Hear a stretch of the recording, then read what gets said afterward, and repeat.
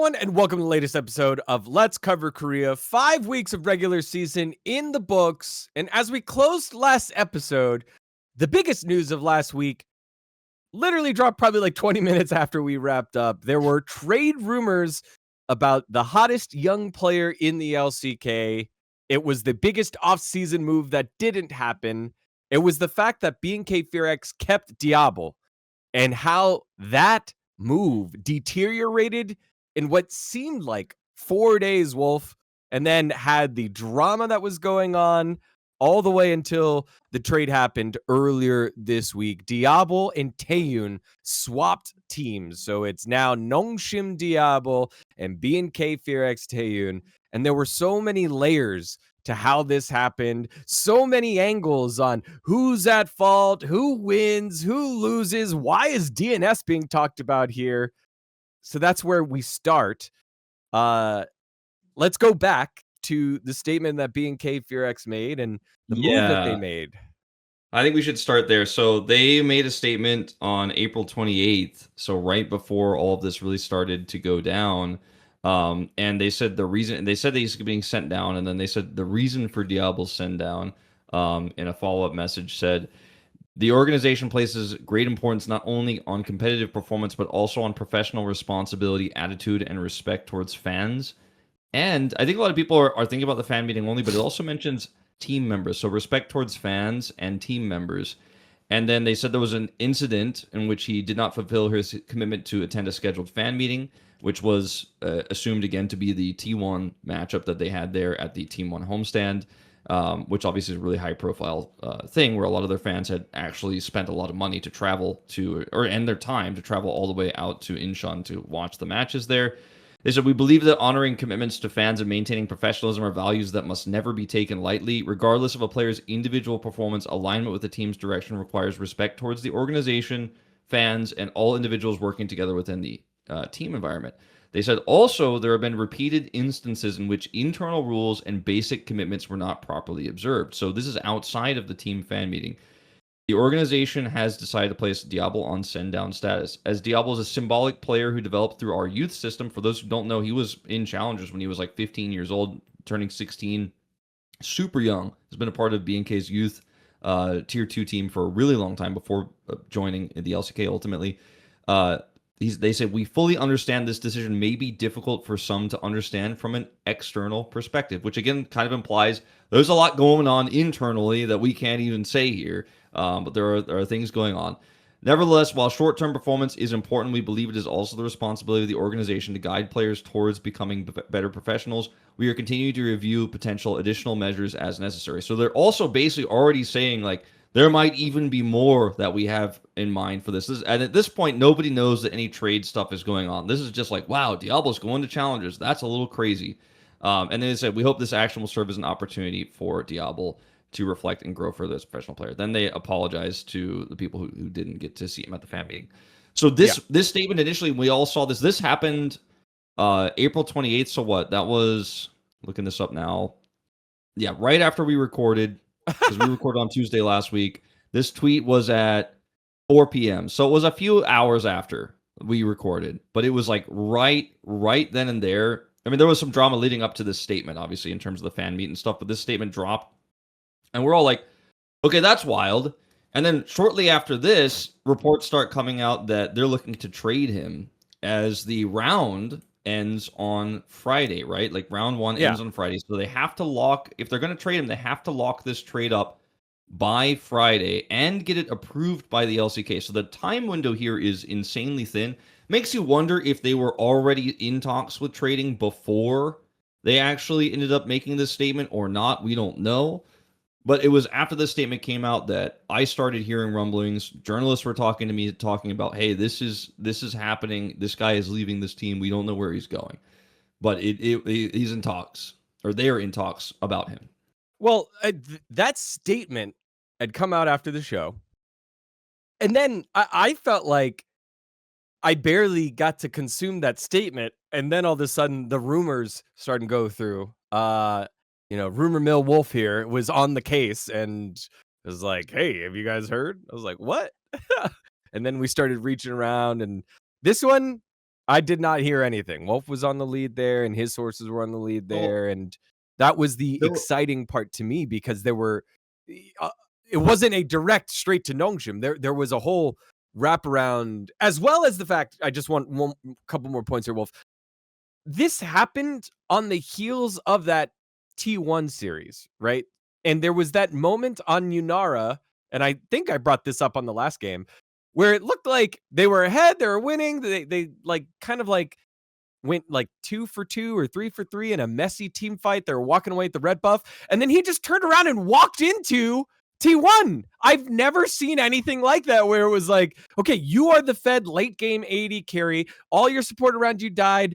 You're not going to win that fight, but it's okay because you're still the Fed AD carry. You just walked around and turned around and into a Lux snare and died. And it was so puzzling to me. And then after that, so now we'll fast forward, they lose the game. They will fast forward to after the statement on Reddit, that behind the scenes footage of Diable at LCK Cup finals saying, "Are we too intimidated? That's all I can think about. I trusted my teammates and played accordingly, but they are not giving me trust." That also was released between in that tiny period of being demoted to LCK challengers and, BNK FearX trying to say, hey, we're doing the right thing by disciplining our player.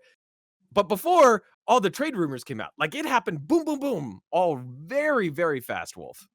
Yeah, and something else I guess we should mention, because I didn't mention this part of their statement. I just talked about the reason for Diable's send down.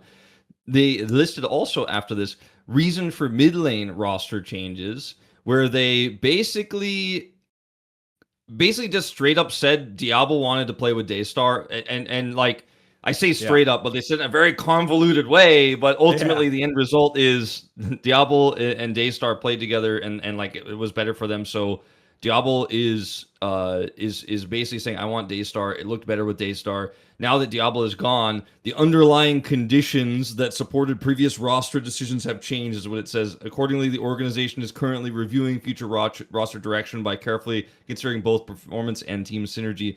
So basically, like, okay, he's gone. Vicla's back, by the way, is the ultimate, the TLDR of this statement, which is what fans were reading into quite a lot there. So Diable is kind of claiming in this content you mentioned that like he's not getting trusted or supported.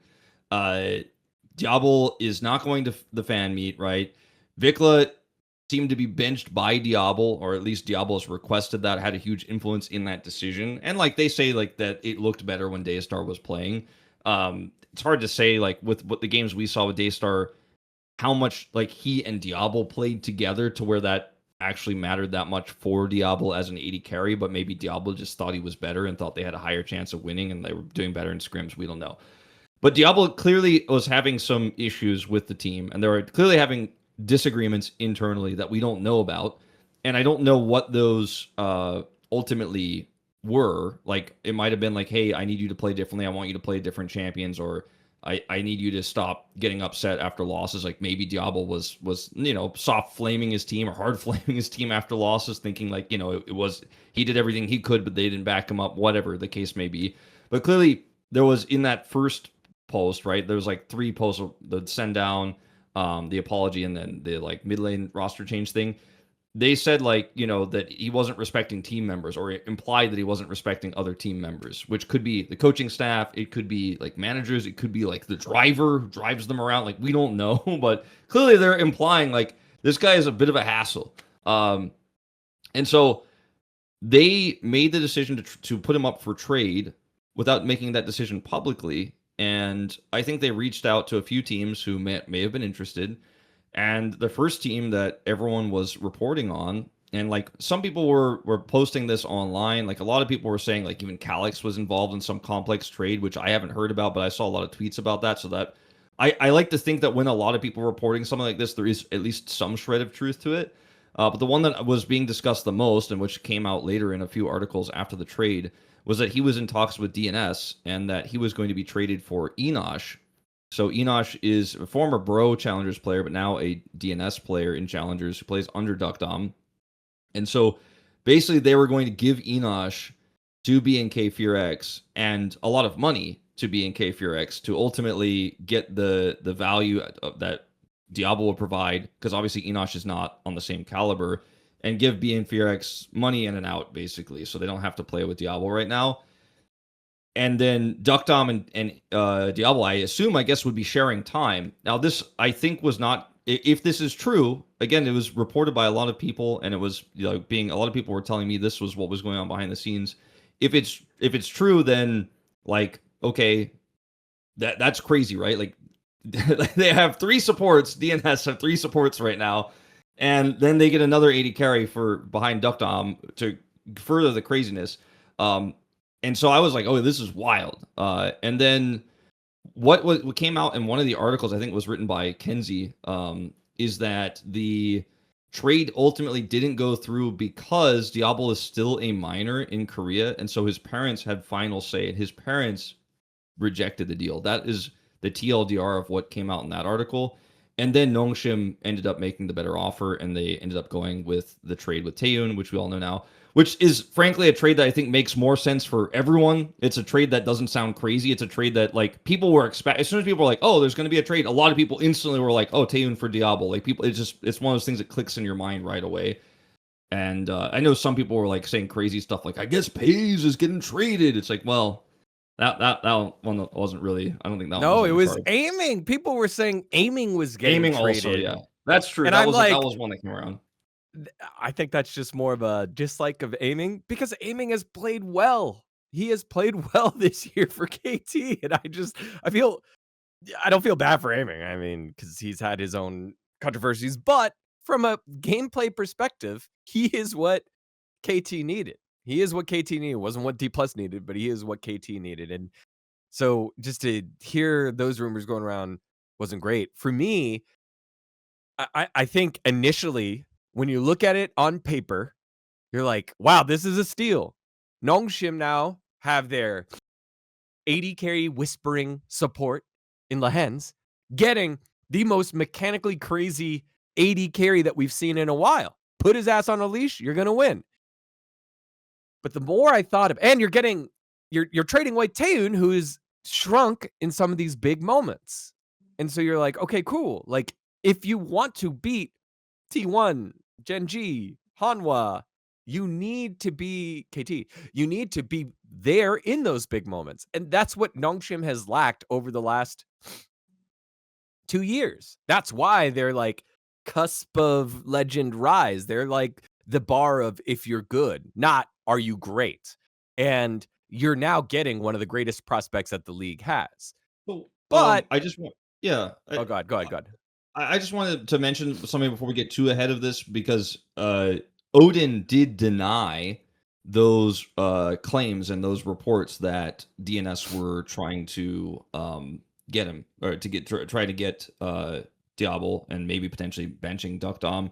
He made a statement like on his soup channel, I believe. Like, you know how you have, like, you know, on YouTube, there's like a community thing where you can write like text on your YouTube channel. He wrote it there. Basically, it was not a video or like a tweet.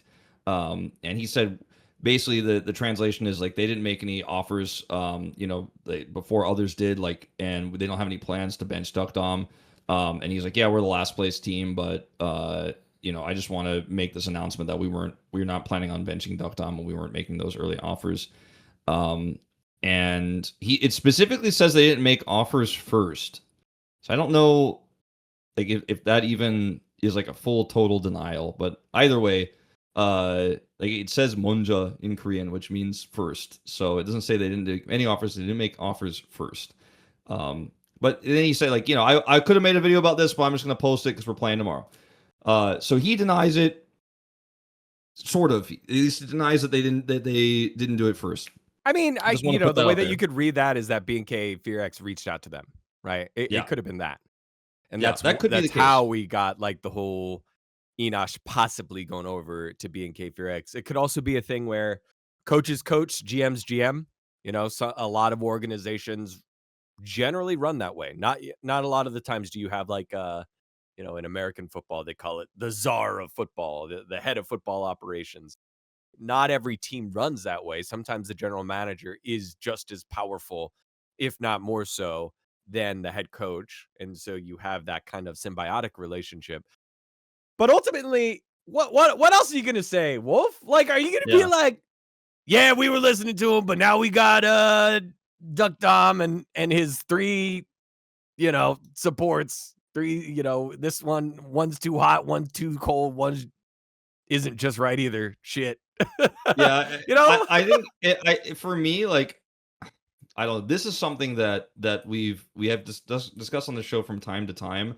A lot of the stuff that came out around this, I feel like, was just a PR disaster. Like, Odin doesn't have to say anything, by the way. Like, he doesn't have to say anything, and people can believe what they believe, right? Like, his statement doesn't necessarily like absolve them of like trying to get a deal with BNK. If BNK approached first, they were in talks still. Like, it doesn't matter. But he's like, we had no plans of benching Deokdam.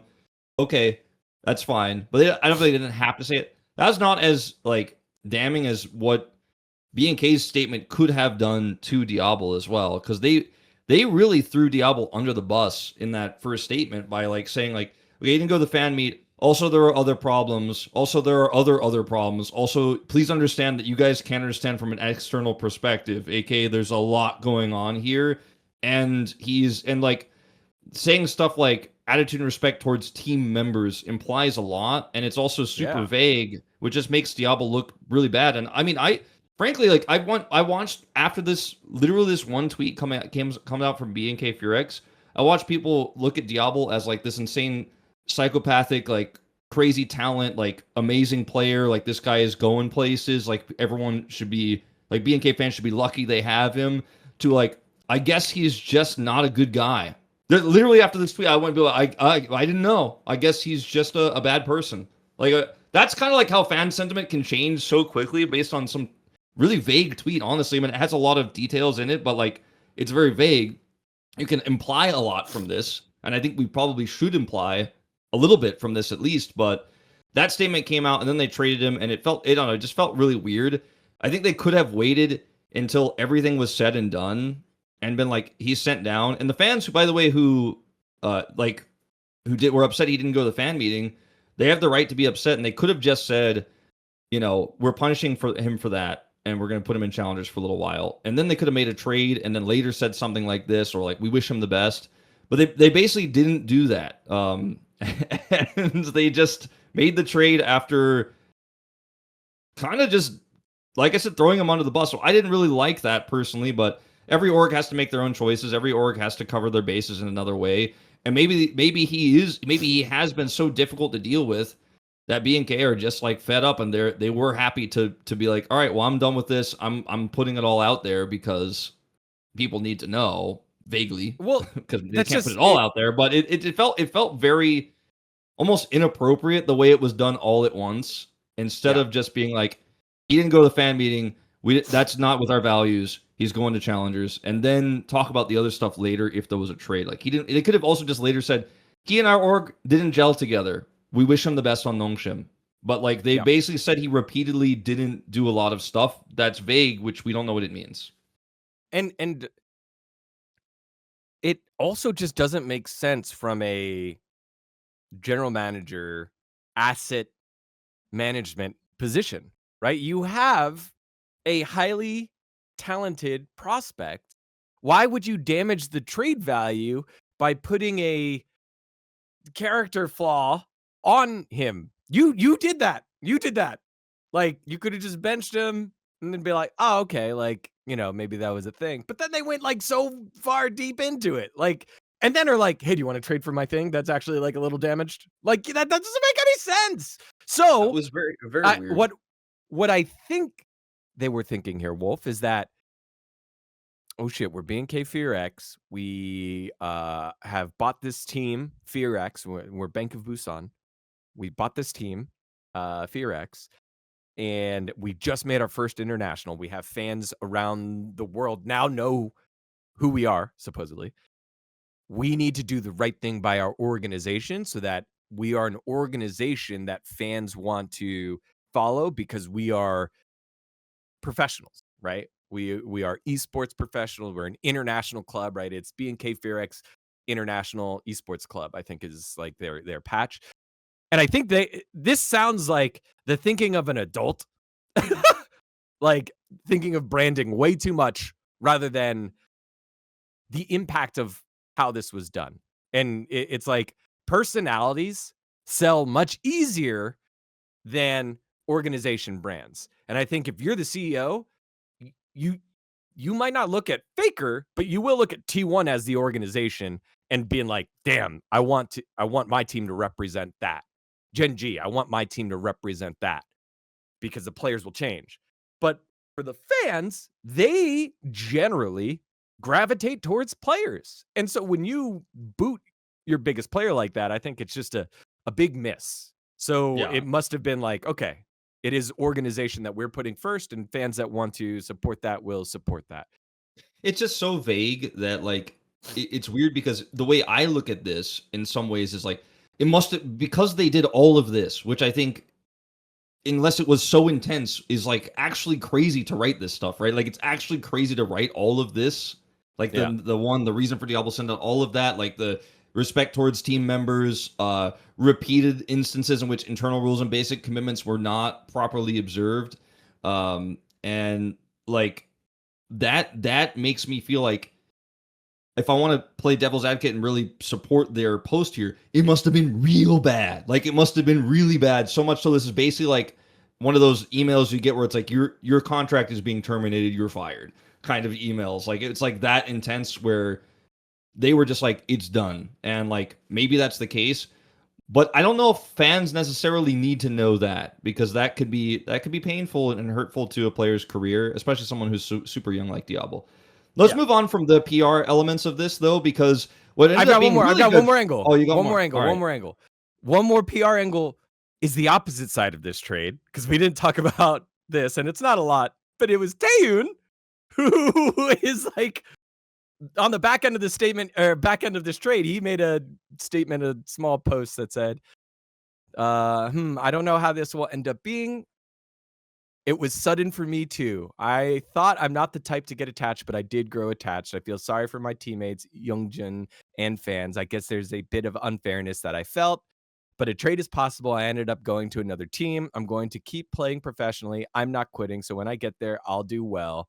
I tried to act like I was okay yesterday, but of course I'm not feeling good. Fans, please don't cry. Let's meet again at a higher place someday. I cried too.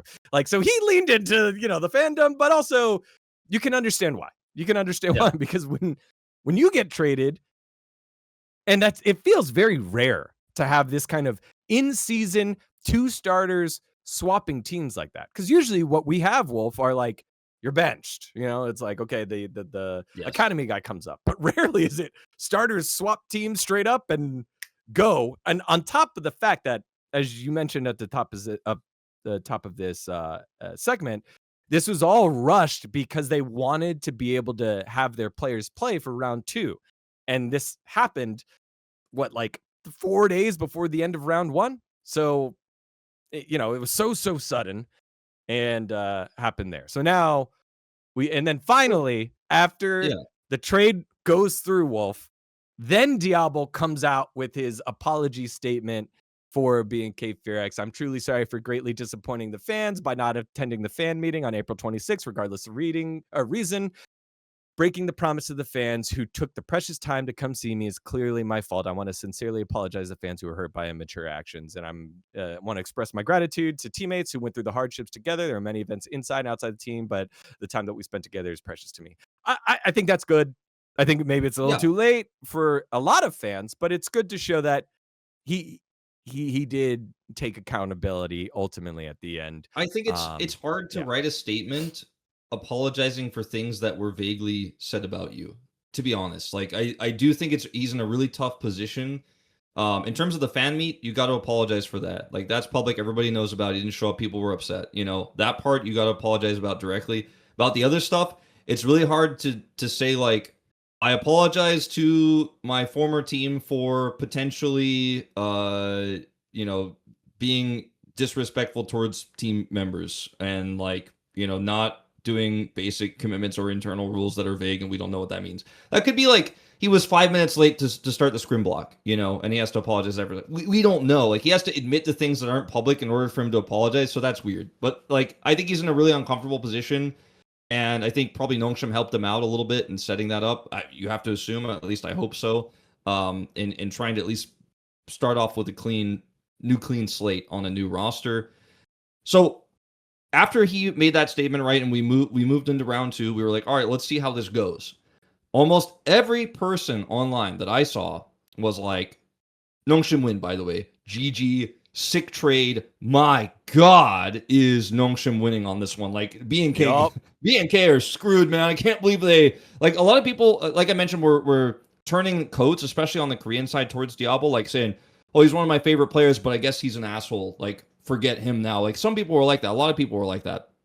But on the Western side, a lot of people were like, "What a fumble, BNK! He missed a fan meet, bro. You're like." You were in second place in LCK Cup. Now you're at the bottom of the standings, and you just lost your best player. Your entire identity is this. Like, get wrecked. I guess you guys just couldn't handle Diablo's like being a little princess. But I guess you guys are gonna be the ultimate losers in the end. A lot of people were saying that.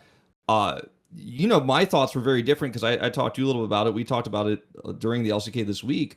I was like, this isn't going to solve Nongshim's problems in my mind because yes, I think in the West, Taeyun has this incredibly negative perception, and maybe that's changing. We'll get to that a little bit later, but has this insanely negative perception for like either choking or being low impact in all of his games. When in a lot of his games, Kingen and Scout don't show up to team fights. Lehens is running it down, and like Lehens actually has had a really tough season. He's had some flashy moments and some really good games that make you forget that some of his other games have been abysmal. That I feel like Lehens just gets kind of a free pass because he's very famous. And like, I love Lehens. He's been one of my favorite support players forever, since the Griffin days. But like, we have to admit that he is inconsistent right now. Incredibly inconsistent. Scout inconsistent. And Kingen feels like sometimes he's just given up on his team. He's just not going to show up to team fights, or he's just going to, play his own game and sometimes maybe make an aggressive move that can save them. But otherwise, sometimes he's just like, nah, looks doomed. Maybe we'll win the next team fight. I'm not going to go there. But they have a lot of coordination problems. We've been talking about this show. We've been talking about this on this show a lot. If you bring in Diable, who doesn't have any synergy with this roster, how does that fix anything? Like Taeyun definitely had some moments where he could have carried and he didn't. But I feel like the bigger issue was not Taeyun for Nongshim to me. But I think the West has this really big fixation on everyone is famous on this roster except Sponge and Taeyun. Sponge is playing well, Taeyun's not. So therefore, like, they have Kingen, famous, successful, world's MVP. They got Scout, world champion. And then it's like, well, Lehens also, like, he's won so many titles, but Taeyun's the problem because he's there and it's his fault because he didn't do anything flashy. I didn't notice. I think that was like a huge misunderstanding about what's going on with Nongshim. And then we did have Diable play against Kiwoom DRX with Nongshim in their opening match, which felt like it was going to be like in theory warm up. Yeah, in theory, you feel like it's like a freebie. You're like, oh, this is going to be like a showcasing. This is going to be like a exhibition match to prove like how much better Diable is than Taeyun. And then he and Lehens got shreked by Kiwoom DRX. Okay, so yes, they lose yet again. I think it was like the 10th loss in a row with Ezreal Nico or some shit like that, right? They pick Ezreal Nico to win lane against Ashe Seraphine. But more importantly, Wolf, it was a Scout problem. Like, Scout just fucking inted away the early game on Anivia, and then they just couldn't pressure anything because they had no pressure in the mid lane. So that did happen. And then I think they play the Lucian. It was Lucian Milio. And it's like, okay, you have Lucian Milio. You're getting a late game. The ball is in your court, Diable. And Sponge just gets destroyed on the Trundle. So again, you don't have a jungler to help out too much. But Diable didn't play well. He did not play well. LazyField had a pretty easy laning phase. And Wolf, what have we been yelling from the mountaintops? LazyField can't do it, but he did it against Diable. So like, I don't know. He cannot lane, and they weren't able to punish his lane. So once he got out of lane, Ashe Seraphine, pretty easy to play. His second set, what did he play? He played Yunara. Out of lane Yunara. That's pretty good.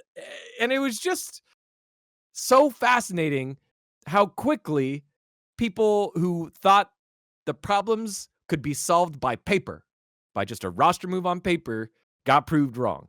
And like Nongshim have really big questions that they got to answer moving to week 6.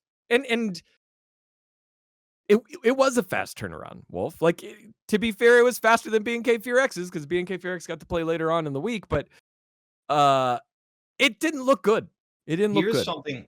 Here's something to consider. Lehens has been. He has talked about this in interviews. I even interviewed him once where he discussed it a little bit with me. He has been pretty outspoken about being like he calls himself the young, right? The older brother, Yep. about Yep. kind of like getting his AD carries in line. Like just do Yep. what I say and you'll be fine. Like just do what I say, follow my lead, and everything will be okay. We have that huge meme about how much Lehens contributed to Paze's growth, right? Like on the LCK broadcast, because we got a bunch of copy pastas from upset fans when Ox didn't vote for Lehens as number one for All Pro that split. And it's true that Lehens has been very hard on his younger AD carries because he is the veteran. He has been one of the best supports in LCK for a while. I think he takes big dips. So he's most comparable to Barrel, right? I really feel like that's the best comparison you can make. I don't think his dips are as low as Barrel's oftentimes, but he's a little bit inconsistent, a little bit eclectic with his champion pool, and sometimes goes for some really aggressive plays on like Nautilus and gets punished, and he looks silly. You know, have the occasional like 7-death game where you're like, Lehens, what's going on? He's trying to make the play. He's like, but they're not listening to the young. But when I imagine everything that was said about Diable, attitude problems, right? Like I want the roster to be played a certain way. Everyone needs to be giving me the resources. Like I'm the main character. Let's change the mid laner for me. I'm not going to that fan meeting. And I think about Lehens and his attitude towards young players, and I'm like, ooh, this doesn't sound good. This sounds like Lehens is gonna be like, listen to your young, and he's gonna be like, oh, you're washed. I'm the guy. You need to sit down and listen to me. You know what I mean? I don't know what's gonna happen, but like either Lehens is gonna break him and he's gonna listen to Lehens, or like there's gonna be problems. That's like something I didn't think about until I watched that QM series, and then like something clicked in my head, and I was like, oh, this could be bad. This actually could be a problem. I love that. I love that because you've described how I felt as well while watching it. And then the inverse happens as BNK FearX. They close out the week, the final match of the week against the DN Automotive Supers, who were definitely not looking to trade for Diable, that somehow involved in this love triangle. And Taeyun pops off. He plays fantastic. He has the most kills in the game. He wins POM. Like, Wolf, last year, my favorite moment was the Game 5 energy during the T1 versus Hanwha Life Esports LCK Cup match, and it was the first time that these two teams had played since the Zeus trade. This might be my favorite moment of this year, calling it early. Even though, the Bros won, they beat KT or whatever, this might be it because this is the guy in Taeyun who just was the passenger in all this and just kept his head down, shut up, and performed, and actually turned all doubters into believers of how this trade works. Like the team Kellin had been playing well. You saw it when BNK FearX played with Slayer, and Kellin was playing so good, and it felt bad for Slayer because, younger player, they made him play. They didn't make him play, but they picked a Lucian comp for him without a lot of engage, so he had to play on Knife's Edge, and it wasn't great, but Kellin was in the right spot at the right time most of the time. Switch in Taeyun, a veteran AD carry who's had to play on the edge when he was on WE over at the LPL, and he plays well on the Ezreal, gets himself the POM, gets himself the interview. It all happened so fast that even the POM graphic had the Nongshim jersey on it. It was just a great feel-good moment, regardless of if you're a fan of anyone, except maybe if you're a fan of Diable or of Nongshim. Yeah, I mean, people forget Taeyun has always been incredibly aggressive as a player. Like he's been around for a really long time. I think he got a lot of notoriety in the LPL when frankly, people didn't actually watch a lot of the the LCK games that were not the big ones, right? Like they didn't watch him when he was on Kwangdong and sharing time with like Bull and Leaper. Like they didn't watch that era, but when he was on a good LPL team and popping off there, like people started to know who he was. But he was a sub for DRX in 2021 and played behind that was when like Pleta was playing on that roster, and like there were games where he got subbed in and like literally would win lane and then kind of like int by like trying to flash and get a kill in the 2v2, and then like they would just barely not die, and then he would die and looked silly. Like that was the thing for me with Taylor back in the day where I was like, this guy needs to tone it down like 70%, and I think he's a really good player, but he couldn't actually be, he wasn't able to like not go on every opportunity. And that was quite rare for me. Like I was still new to casting League of Legends back in 2021, but I was like, man, AD carries don't seem to play like this guy does. He looks like he just wants to kill. He's playing like he's trying to get a solo kill in a solo lane. And he's playing bottom lane and trying to snipe somebody in a turret. He has always been super aggressive. I think that on Nongshim they've asked him to be, or at least the team thought processes with Kingan's playstyle especially, like he's kind of been, he's been put into a box where they're trying to make him play a little bit more like aiming, where it's like, all right, you're not going to get that many resources. Lehens is going to roam. I mean, Lehens used to play with aiming, and you're going to just kind of scale up, and then you can make the big plays there because we know you got it in you. And now on BNK, he's like, oh, this is the kind of roster I want to be on. This is the kind of roster where I can be aggressive. I can actually push these lanes. My jungler is going to dive on repeat, and we're going to get ahead. And then he plays against Deokdam, who's having a tough season, who has a revolving door of supports, and it just happens to be Life this time for whatever reason. And Taman is just like, guess I'll get 4,000 gold ahead at like 12 minutes into the game. And Deokdam just couldn't farm. He was hitting all of his skill shots. He literally just was doing everything in the game because he was so far ahead. We have those Ezreal games where you're ahead. You can just play safe and be like, cool, it's really easy for me now. I can do a lot of damage when we set up for this fight. Taven was like, I'm going to go into 4 people, and I'm so far ahead that if I hit 2 Qs on, their Vayne, like, she can't even be near me. And so, like, I'm just going to hit those Qs, and then I'm going to hit the next person who comes on me. Oh, the support's trying to engage on me. I kill him. I 3-shot him. It doesn't matter. And, like, he was so far ahead. He was playing so aggressively, and he showcased what his mechanics are. Even though, like, the game was a wash, the series was a wash, and DN Supers looked arguably right now like more doomed than they did last year when they were the DN Automotive Freaks, as you all like to call them. And it does feel like now, like, on one hand, I want to read into this a lot because Taeyoon looks so comfortable here. But on the other hand, we have to remember the strength of opponents. So I want to see a few more series. But like you said, it's moments like these that I feel like people remember, especially people like you and me. Like, sometimes you have that crazy upset series that happens, but you don't remember it in 2 weeks or in a month. It's kind of like out of your mind, and then the next year you wouldn't even remember it. Like, we know all those like weird bro upsets that have happened. Like, we're always like, oh, bro could upset Gen.G this time or that time, but like you can't remember exactly when it happened or what the context of it was very easily. But I think this is something that I'll probably remember forever because I was commentating it. Taven popped off. He was in such a weird situation that like wasn't his fault or wasn't his like necessarily what he wanted to do. I just put in this position. He's like, guess I'll be a professional and pop off. And like that's those moments like that are super memorable for me. Like Deokdam coming out with his cast on when he was injured, getting subbed in because I don't even remember who was playing behind him at the time, wasn't performing, and he was like, guess I will pull my broken arm out and carry this game. And then he ends up popping off and closing out the series. It's like moments like that I'll remember. I'll remember Poby coming in for Faker and all the pressure he was under, and the fans giving him a ton of support.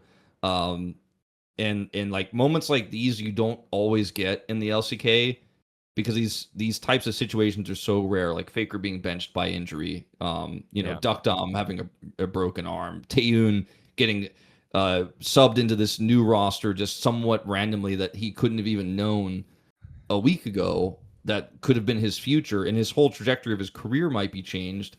But is he shaken by it? Maybe a little bit. He made a statement, but you wouldn't tell if you watched him play on the Rift. And that's why I'm super hyped about this moment.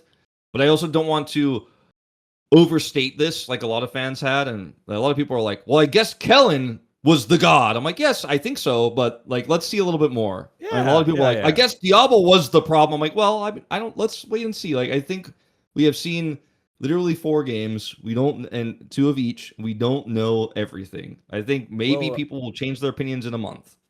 Yeah, we will check in. We'll check in again after the round ends. We'll leave you with this. The quote from Taeyoon. The general manager, the coach, and I were talking, and while I understood, I also couldn't comprehend it. I understood they would like to make changes, but I never thought this change would be me. To be honest, as soon as the trade was happening, I'll realize I'll continue being a pro player anyways. So things like this can happen, but it wasn't a good feeling. I felt like I was being pushed out. So I thought, all right, let's refocus and give it my best. That was the conclusion I reached in the end.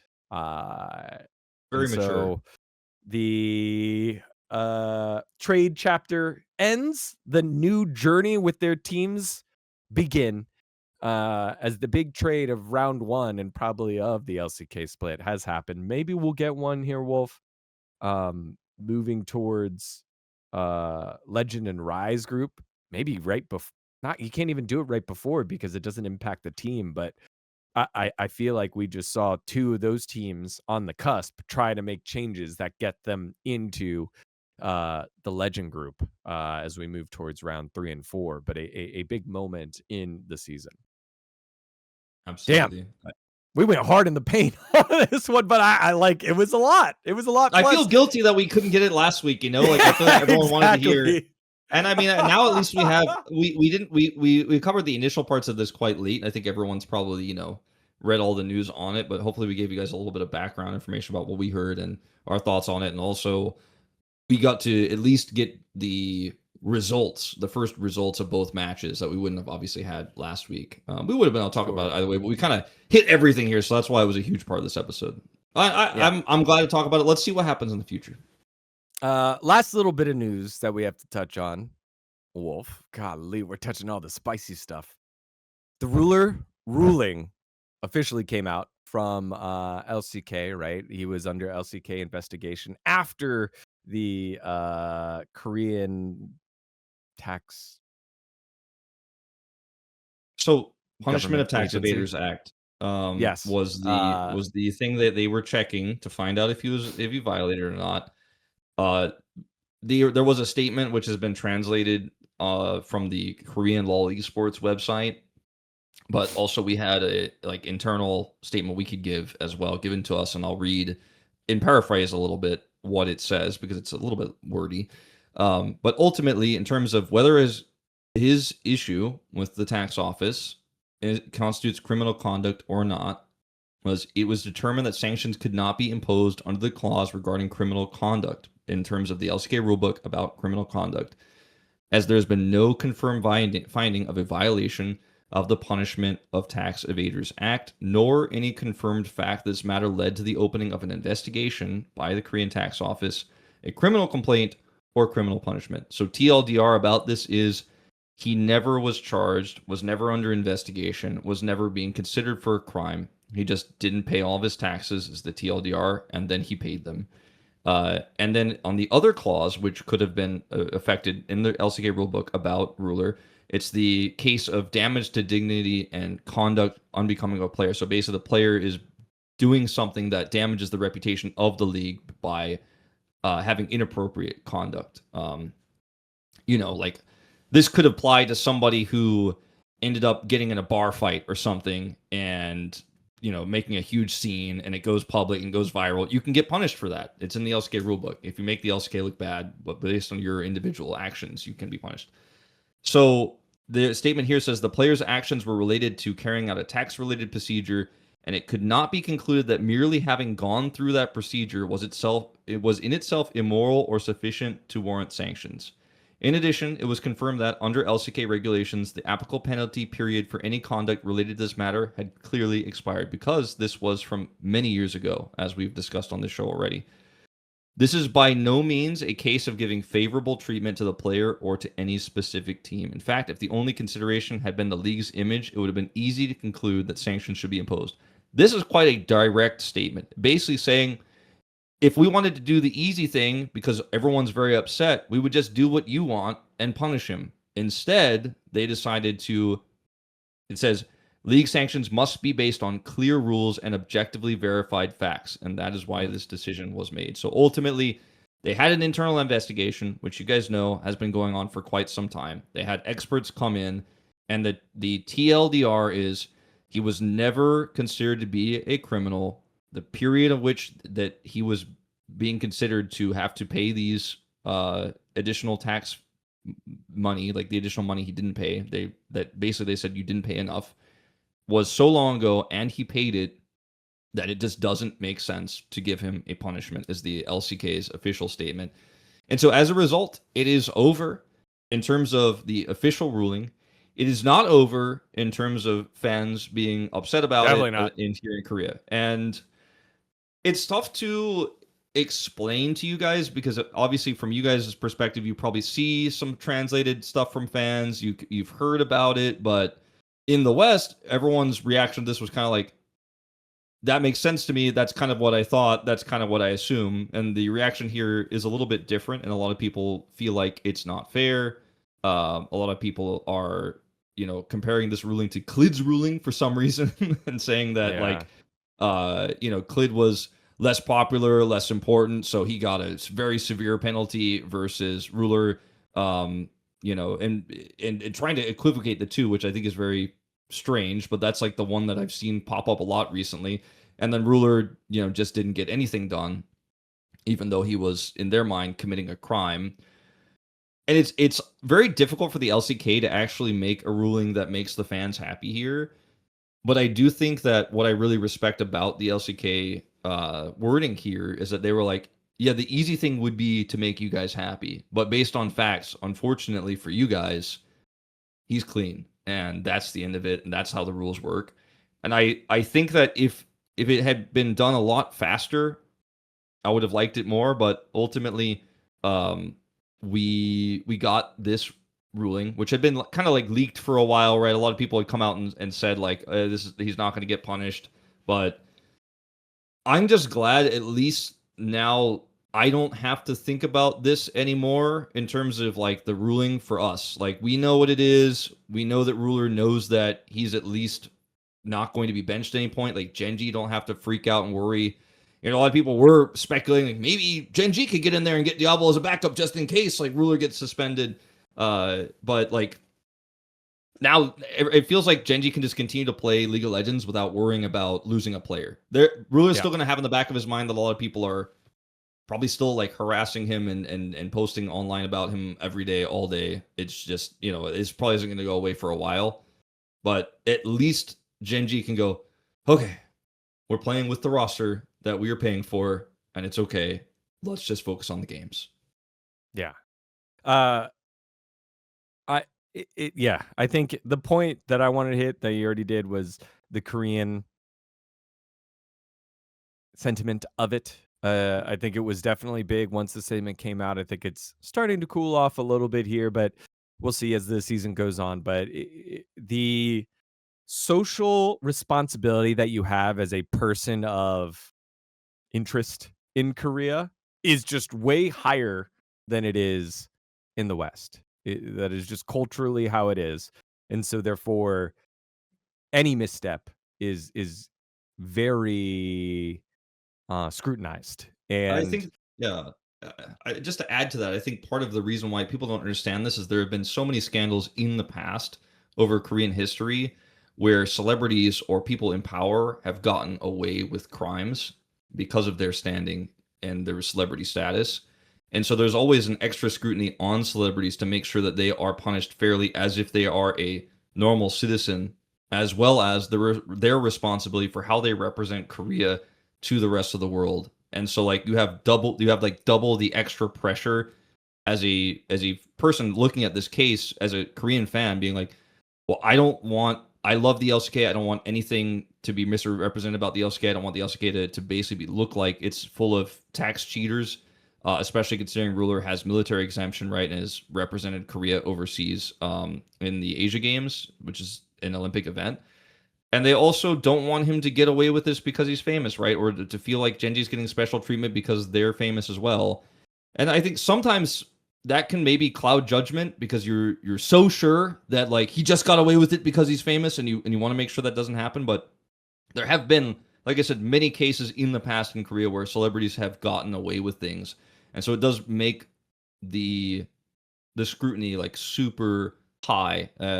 Anti-corruption is a huge thing in Korea, and a lot of people want to make sure that no corruption happens, right, and that people don't get away with stuff just because they're famous. And a lot of people aren't ready to accept this ruling just yet. I myself feel like it's like what else can LCK do? They can't just punish him more based on the rulebook, based on fan sentiment, even though you could, I guess you could kind of argue that the conduct is unbecoming of a player because fans are upset about it. But it's really hard to make that a factual statement, to apply that rule and give him punishment. And so I think for me, I'm ready to move on, and I'm glad that LCK made a strong statement about it. Yeah. A lot of times we're here and we have to toe the line of what LCK said and how we feel, but in this case, I think LCK got it right. And you know, I like when Riot does something wrong, I try to specify who did something wrong, but when Riot gets something right, I try to specify who got it right. This time I think it was done right. So well done, Rules Commission, for something that I think culturally was difficult to navigate from a west to east, or maybe like west to Korea kind of sense here. So we'll see how it shakes out, if it continues to persist in the fan realm, and how it continues to affect Gen.G. Maybe we can get insight from someone at Gen.G in the future here on the show that could Yeah, would love say to if it love to did. have that. Yeah. Yeah. Well, little teaser for you there, friends. You can figure that one out later on. All right. That was a lot of news, Wolf. That was Yeah, most of it, and we big didn't even get to drama. some of the big games. There was more drama in the news than there was some of the games. Actually, no. I think there was one game that lived up to the hype. We'll break down that matchup in the future. But for now, it's time to remind you about our friends over at Raycon. Now, this message is sponsored by Raycon. If you're someone who likes getting outside but still wants moments to really lock in, well, I've got the thing for you. I've been using Raycon's Everyday Earbuds Classic, and they've become my go-to for daily listening. Now, Raycon's Everyday Earbuds Classic is packed with upgrades. They've got active noise cancellation and a super comfortable ergonomic fit that stays put no matter what you're doing. The colors are great. You've seen me with my rose gold, some of my favorite. If you're more classic, like Wolf, you can go ahead and just get the black. Nice, easy. But the kicker is that Raycon delivers the same premium audio as the big brands, but at half the price, and add in over 3 million happy customers and a 30-day happiness guarantee. And there's zero reason to overpay, given the fact that Wolf and I, everyone here at Last Free Nation, we use it. They are great. They stay in my ear while I play soccer, while I'm lifting, while I golf. They're awesome. So head on over to buyraycon.com/LCK to get 15% off. The Everyday Earbuds Classic are the perfect addition to your everyday routine. That's buyraycon.com/LCK to get 15% off. Thanks to our friends over at Raycon. All right, Wolf, game time. All right, let's Hanwha talk Life about the game. Esports. Yes, they had a huge week. It was time to show us. Show up and show us, were they for real? Because last week they played Nongshim and Kiwoom, and then the week before that they played DNS. And oh yeah, that's right. On the Saturday showdown, they destroyed Gen.G in a 2-0 fashion. It was mostly through Kanavi, right? Sword and shield, and the sword was going through. So now it's time to go up against the number one team in the league, KT Rolster. And that was our Sunday, man. Or I mean, that was our Wednesday, the beginning of the week. That's why I said Sunday. Let's start I was there. a KT predictor.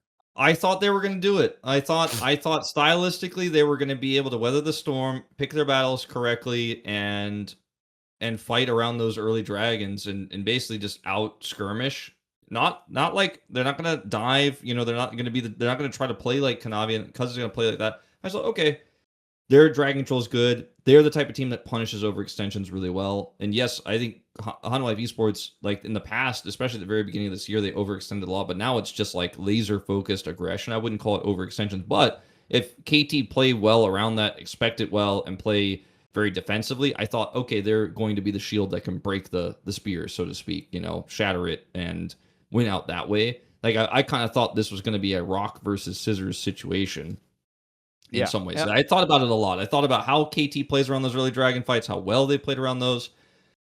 And then in practice, when we went into the game, drafts were a little rocky for KT. Nothing horrible or anything like that, but it was just that I think they kind of looked, frankly, dGon, they looked a little exposed. Like they did not did not look very clean. They were not able to win those early fights. They were not able to get advantages that have led, like, KT have oftentimes won those first few dragon fights, gotten an advantage, then slow played through the mid game, played oppressively, deep vision, side lane pressure is good, and it's like, and Perfect is self-sufficient, doesn't need resources, aiming gets all the money, and then you're like, okay, I've seen this before. We've watched this roster play like this before. But in the series against Hanwha, they were just broken. BDD did not have a great series. He played incredibly desperately, was not finding the angles in. Cuz looked completely out of his element compared to Kanavi, was not able to make the impact that he has made in other series. And I kind of realized in this moment when I was casting this series, okay, KT don't know how to play when the game gets hard in the mid game, like when they're behind. They haven't had too many games like that. They don't know what to do. Now, Hanwha Life Esports, we've talked about how they always have a lead in the mid game. Their lead is insane, and they never take their foot off the gas. KT gets a lead, takes the foot off the gas, but plays slow around their lead. KT just never got the leads that they needed to get to play that style, and they kind of still played slow until BDD got a little bit panicked and tried to save the game, and he did okay, but he didn't make the impact that he often does. Zeus's Jax, I mean, just destroyed them in that second game. It looked like maybe KT had a chance. Maybe there was an in that game until that huge flash play from Zeus just ended the game, essentially. And I don't know.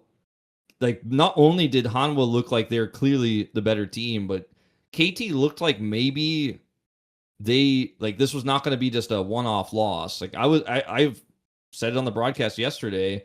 I know it was your day off, so I don't know if you heard, but I said, like, right before we went to the Bro series with KT, I was like, KT look a little weird. I kind of feel like they could lose this, you know? I feel like this is going to be a much more interesting series than people expect. And then they did lose that one 2-0 as well. And I think this might be the beginning of the downfall of KT, which we've all kind of expected will eventually happen to some extent, right? But it's happening very suddenly, very rapidly, almost literally like a roller coaster. So, yeah, very funny. That it is, what is it? Life imitating art. For me, the big takeaway from this series that I wanted, Wolf, was I just needed to see Perfect get punished, right? I was like, KT can win. My prediction can be wrong of Hanwha, Sword Shield, whatever. Because Cuz versus Kanavi, those are two great junglers. Cuz is very good at controlling the other jungler. Kanavi is like, I'm going to break whatever you're doing and just be aggressive, right? But I think that's also leading into the bro loss. What happened? Perfect played against Zeus and got punished. That Yorick was massive. And then the Jax as well, right? Both those did not go the way that they wanted. Plus, remember Zeus like gave up like a wave and change in game 2 to annoy Cuz at Raptors and be like, all right, Cuz, you're playing Xin Zhao. You want to gank early. I'm going to sit in front of your Raptors and just not let you do it. And he gave up a wave. He showed up late and basically threw the gauntlet down to Perfect saying, hey, I know you're Renekton. Early game aggression. I bet you will not be able to punish me. And they weren't. They weren't able to punish him. Cuz was behind, so he wasn't able to play aggressively and affect the lanes in a way that could be helpful. That allowed Guma and Delight on Lucian Milio to play a little bit more aggressive on the bottom side of the map, to alleviate the ganking, to allow Kanavi to go wherever he wanted. And it was just that level of class in the top lane that I think trickled down, and then specifically to Perfect. When this was earlier in the year, LCK did content for top laners saying, who do you think is the most underrated top laner? Everyone said Perfect. Do you know who Perfect said, Wolf? Do you remember? Casting. He said it was Casting. Yeah. He said Casting, who I think, again, another little roadblock there. Because KT's success, we've said BDD a lot. We've said effort in terms of a macro sense. But they've been able to do those things because Perfect has played insanely well. And give him his flowers. He was, up until this point, the best top laner in the league. He did it to Keen early in the season, but he did it to Keen. He did it to Doran. And so we're like, okay, like, we can rest our hat on Perfect, but I do think that they gave him a little bit too much to do against Zeus in that Jace Yorick matchup. And then he maybe was a little shook. I don't know, maybe because I don't know. Like, I feel like the Renekton and Well, Jax matchup shouldn't have gone that way. And either way, it just wasn't a way that they could play through. And Hanwha Life's game plan was not disrupted. they ended up like in that. So both Perfect lost the Jace versus Yorick matchup to Zeus, and then against Casting lost the Yorick versus Jace. So he lost both sides of the matchup 2 series in a row against like now what we who consider likely the best top laner in the league in Zeus, and then like a top laner who I've considered to be, at least the top of the bottom for a while in Casting. But like I before the season started, I was like, the difference between Perfect and Casting is really small. Like it's not even clear who's better. And then Perfect ended up, having a great start to the season. And I do agree with you. Like his confidence seems shaken. He's always been an emotional player who is very momentum based. We've talked about this a lot in the past. And like when we went to Road to MSI last year, he was like, I fixed it. And then we watched the giant crowd that he played in front of, and we were like, he didn't fix it. It's not fixed. Wolf was the one that was all over that teaser. He was like, you've got BDD there, you got Cousin, we're gonna talk about Perfect. I was like, I don't know, Wolf. Like that's a good comeback storyline. And they got smacked. Wolf has never let that one go. He had a good Worlds. Like it wasn't amazing, but he had a stable enough Worlds, right, last year to where we were like, okay, all right. No, Wolf. Remember, Deokdam and Peter faded. We have to give Perfect credit for that one too. Like Perfect played really well during Worlds as well. Yeah. Look, I don't want to say like he was the main character though. Like I think he wasn't. He played pretty well, right? But it was not like Keen Zeus level, right? Or even Doran level in my mind. So we fast forward to like, okay, he's good, and then I think you're really hitting the nail on the head here, because it's suddenly like once he starts to fall apart a little bit, then the rest of the team struggles. Now, I'll give him credit, though, even though if you look at the KDA at the end of the game, it's 5-1-4 for Zeus, Perfect 0-3-3. No resources were given to the top lane. That game was all about the bottom lane, as it often is with Kanavi, but also with Guma playing Lucian. And Guma's Lucian has been such a fearsome pick for him so far this season. It has been in the past as well, but like this season, he's pulled it out a few times, and you're like, wow. But Zeus was like getting his waves proxied by Perfect. Perfect had a pretty huge lead. I want to say it was almost like 1,000 or 1,200 at one point over Zeus in the laning phase. But the impact he made outside of the lane was zero, basically, compared to what Zeus was able to do with no resources, with a really cool flash Counter-Strike play. And that's like, sometimes people think about top lane like, aha, these two top laners fought against each other, and either there was jungle intention and we don't know, or there was no jungle intention and somebody won, and you're like, okay, well, this guy's better. If you had just, looked at the top lane only and watched the Renekton to the Zeus, the Renekton to the Jax matchup without understanding really the matchup, you'd be like, well, I guess Perfect gapped him hard.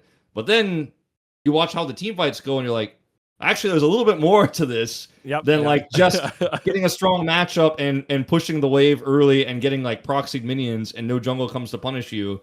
That part is like the most simple part of Perfect's job.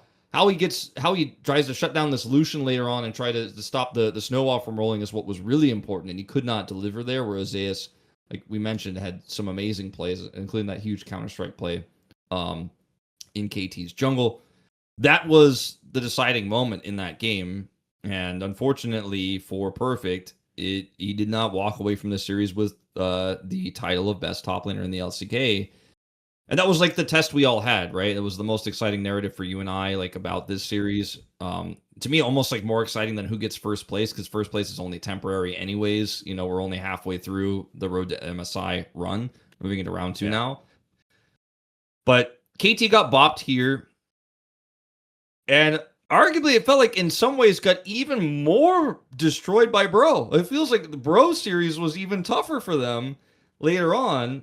And I worry for KT. I really do, because maybe they had such a strong read early on the meta. They knew their play style. Now that it's shaken, they're trying to figure it out again. But the rest of the teams are like, okay, you had the lead early on the season. You knew how you wanted to play when Effort joined, and you were so much further ahead of everybody else. You beat the best teams early, and then you had an easy strength of schedule. But now the rest of the teams have figured it out. We move into round 2. Hanwha looks different. Gen.G looks different. Gen.G's on a bit of a comeback here. You got to deal with DPlus again. You're going to have to deal with T1 again, that are much stronger than they were at the beginning of the season. And KT keeping their #1 spot, that's not what I'm worried about. If I'm worried about KT, I'm like, do they keep top 4? Are they able to keep top 4? I think they're going to end up being a legend group team because they're wins right now, ahead. and they're just too far ahead to lose it. It's incredibly unlikely as long as they don't get beat by every East Side team like they did lose to Bro yesterday. I think they can keep legend, but I just think based on what we've seen, like seeing one series against Hanwha, that's enough to be like, it was for me to make me worried about KT versus Bro. But I think a lot of KT fans were, but they were hoping, oh, well, it's going to be a bounce back. And I'm like, oh, okay, Hanwha is really good, but we're still like top 2. I don't feel like most people feel that way right now. I think most people are like, uh-oh, this is the end. This is the end. It's over. Yeah, I don't want to overreact, but a lot of those wins early on came from being ahead of the meta. That the top lane, range top lane, and letting Perfect cook and look at the LPL for some of those champs that he was playing, and then getting effort in there to just. We heard the comms. It was mainly, hey, let's slow down. Hey, let's not take this fight. Like he was just able to just be the reins, on the horse that is KT. But now, if your horse isn't as good because your meta read isn't as good and your top laner is starting to see ghosts because he's playing the one guy that he's worried about beating that is underrated, then maybe you have some other issues. But I will hold off on the KT downfall for now. Like, are their problems as big as Nongshim? I don't think so. I think Nongshim's problems are bigger. So they've got wins coming. But yeah, just a tumultuous week for them. For Hanwha Life Esports, they then had to play T1, bro. Like, what a week that Hanwha Life had to do. They go play #1, then they play their brother team. I tried to lean into it a little bit because this week I'm not sure if you noticed, I did a little bit more slick back hair, and Twitch chat was like, he kind of looks like someone from Fast and Furious Tokyo Drift. And so I went with the family theme. I was like, this series, it's about a brotherhood. It's about a family. This guy, because Gumayushi was on the screen, used to be part of this family. And then they showed like T1. And then that guy, they showed Zeus, also used to be part of that family. And all of that plays into the stakes of the game, but it's about who's going to win. Take it away, casters. I was like, oh, fuck, I cooked way too hard on that one. Either way, it just makes the series very, very fun. I thought Thank you kind of looked like a vampire for some of this week, but like... Okay. No, but I liked it though, because I don't know, my hair is getting really long. Your hair is really long. This might be the longest my hair has been. In high school, I had one time where I was close to this, but this might actually even be longer. This might be the longest I've ever had my hair in my whole life. And you've got your hair like slicked back. Your hair's getting long. Maybe we should just grow our hair out super long. Like let's just not cut our hair for the whole season. I have a hair bet.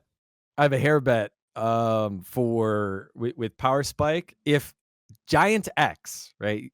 Think of Europe. Giant X isn't a name that comes to mind. If Giant X makes it to MSI, we're all shaving our heads, including Jamato, which is kind of crazy. But I mean, MCoy, G2, Vitality, KC, then maybe you get to Giant X. Only 2 teams go. So we felt a little comfortable, but yeah, so that's kind of what I'm waiting for, and also my wedding, which is around that time frame as well. That'll be my haircut time frame. They are only a few wins behind. I mean, I've seen some of their games. I personally like to watch Woodid's co-stream of LEC from time to time. I've seen some of their games. It's not feeling like it's an MSI ready team, but the standings kind of say like it is possible. It's a strength of schedule thing. They played the weak teams first, so that's why we did the bet, because they were like 4-0 at one point, and then when they finally played some tough teams, they lost both series. All right. So let's get into the T1 HLE series a little bit, because it ended up being really close. I think this was proof that, at least to me, that T1 are like back in it. T1 they had some shaky games. They had the arguably like near loss to Bro, right? Where it looked like, oh man, Bro could have beaten them. Which to me is again proof that like my Bro theory is true and they're actually a good team. But also like to a lot of fans was kind of like, oh, it's a little shaky. Probably should be beating Bro a little bit more decisively. And then they had this draft, right, where they got the MF for Guma. He pops off. And then they go into game 2, and the Twisted Fate caught Hanwha Life Esports a little bit off guard. The Gwen just could not actually crack Doran, and they ended up winning that game through Paces of Felios, which was cool because they had the Milio first pick. You see drafts like this sometimes where you're like, this is like really, it's something no one would expect. But when you see, the second you see the Milio luck, and you're like, oh, this is really cool. This could actually work because they know Pace is really good at Felios, which I was casting. I was fortunate enough to cast both of the big Hanwha games this week, as they had an incredibly tough strength of schedule. And I was like, oh my god, this is such a giga angle and such a T1 type move. And then they had the Twisted Fate. I thought that draft was beautiful. I think Guma still had a formidable game, but he's playing with an Alistair support, and Carria's Milio was insane. He didn't die a single time. The Gwen is better usually when it has a lot of scaling elements, and it's especially in its AD carry. Like they had Anivia, but it's a different type of scaling. Guma's playing Lucian, so it's not like you have a Zeri or a Yunara that's scaling, and the Zeus side lane threat you can play through and then buy times for your AD carry. Just keep farming. It was like, okay, I'm trying to kill the Scion. I'm trying to get an advantage over the Scion, and the Gwen's going to be big and carry the game, which just unfortunately for Hanwha Life Esports didn't work out. And then the third and final game, well, I guess we'll just acknowledge it. Faker played Aurora, which we did talk about a little bit on the cast. I think he's 3-7 on it now. It is. I got pinged by Stats Guy over at the LCS. Leo. Hold on. Let me make sure I get his. I'll just call him Leo. MK Leo. This is the first time he's had a sub 40% win rate on a champion after playing 10 games or more. Previously, his worst win rate at 10 games was on Karma at 40% win rate at 20 games. His Aurora is currently 30% win rate, obviously 3-7. So it is tough. Like, this is, again, we can go back, and I can't say off the top of my head that I remember every single Aurora game that he's played and then can attribute every loss to it being his fault. However, this is the first time it's been this poor for over a long period of time. He just doesn't look comfortable on the pick.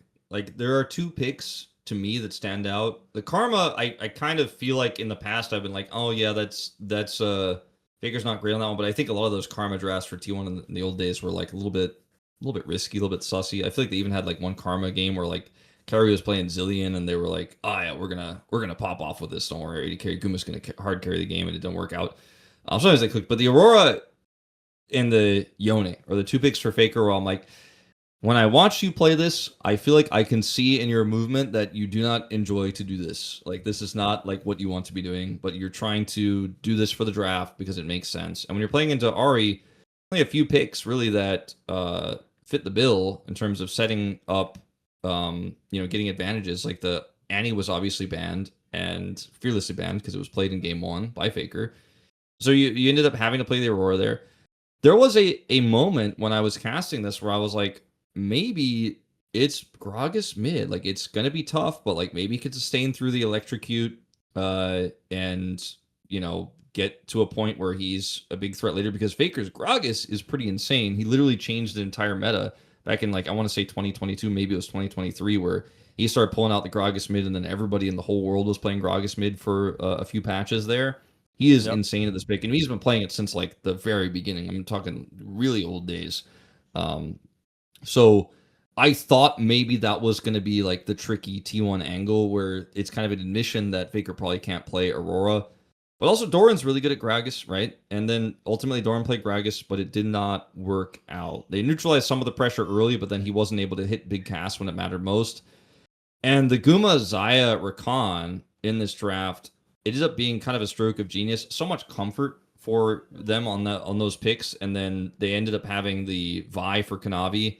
And the comp was just so simple for HLE. And as a result, like Faker couldn't really do what he was looking to do in this game because he just doesn't have the same mastery as Zeka has on Ahri.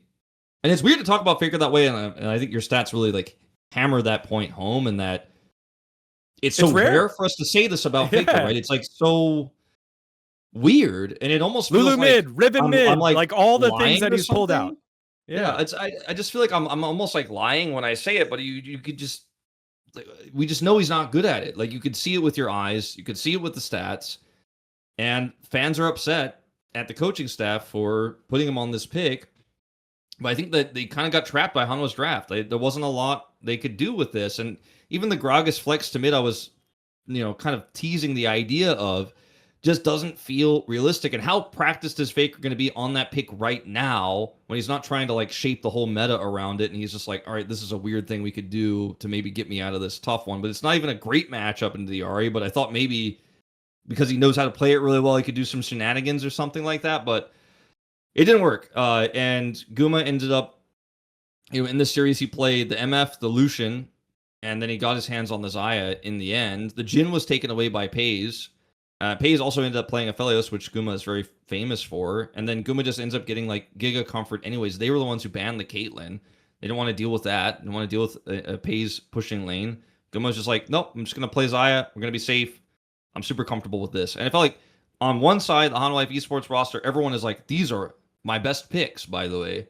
I'm insanely good at this. And then on the other side, you're like, okay, Doran's really good at Gragas. Owner's pretty good Pantheon. Pays is Kaisa. There's something there. Carry is Poppy, probably best in the world. But then Faker's Aurora was like the one where you're like, I don't. And also the draft, like it has some dive elements, right? With the Kaisa and the Aurora and the Pantheon can go deep. But it just didn't have the same sort of easy synergy that Hanwha's had. And I gotta say, a lot of people blame Faker for that game, which I think is fairly warranted, significantly warranted. Owner's Pantheon ults were so bad this game. Like he was so late to so many critical fights. It was like he was like, I will ult in after you're dead, and then also die. Or like I will ult in after you're dead, and then run away because it's too late. And like it almost felt like there were communication problems where Owner was like, can I fix this? Can I fix this? And eventually the call was like, I need you to come here. And then he's like, guess I'll go. But it was just too slow, too late. Yep. Or he was too far away. They shouldn't have been taking those fights. He had the best KDA on this team. He had 6 kills. But I think his performance was a huge part of their loss in that final game. Yeah, I felt like Owner's Pantheon ults felt, the word I would use to describe it was hopeful. They were like hopeful that it would work rather than confirming a kill or confirming the gank. And that's just not how you play Pantheon, because it's such a, having the global presence You and got to then be the immediate initiator. stun afterwards. Like, yeah, you have to know. And that's why when I think of great Pantheon performances, I think of early season Pioshik. Pioshik did everything he could on Pantheon to get his team a lead, and then they would throw it. But that was it. And it just never felt like Owner got there. Like you said, either he was late and died or late ran away. For me, I think there was one where he ulted and he just wasn't close enough to stun. And it was just like, what? Why did you just walk a little bit further up? Like, I don't know. I'm not sure. It was a little different. But the other one that caught my eye was Pays on Kaisa. There was the team fight around near Baron Pit. It was a big team fight. I think they were already down. And Zeka like sniped a charm through the wall into the little river bush by Baron and killed Pays. Like he was waiting for Pays to ult in and try to killer instinct and clear things out.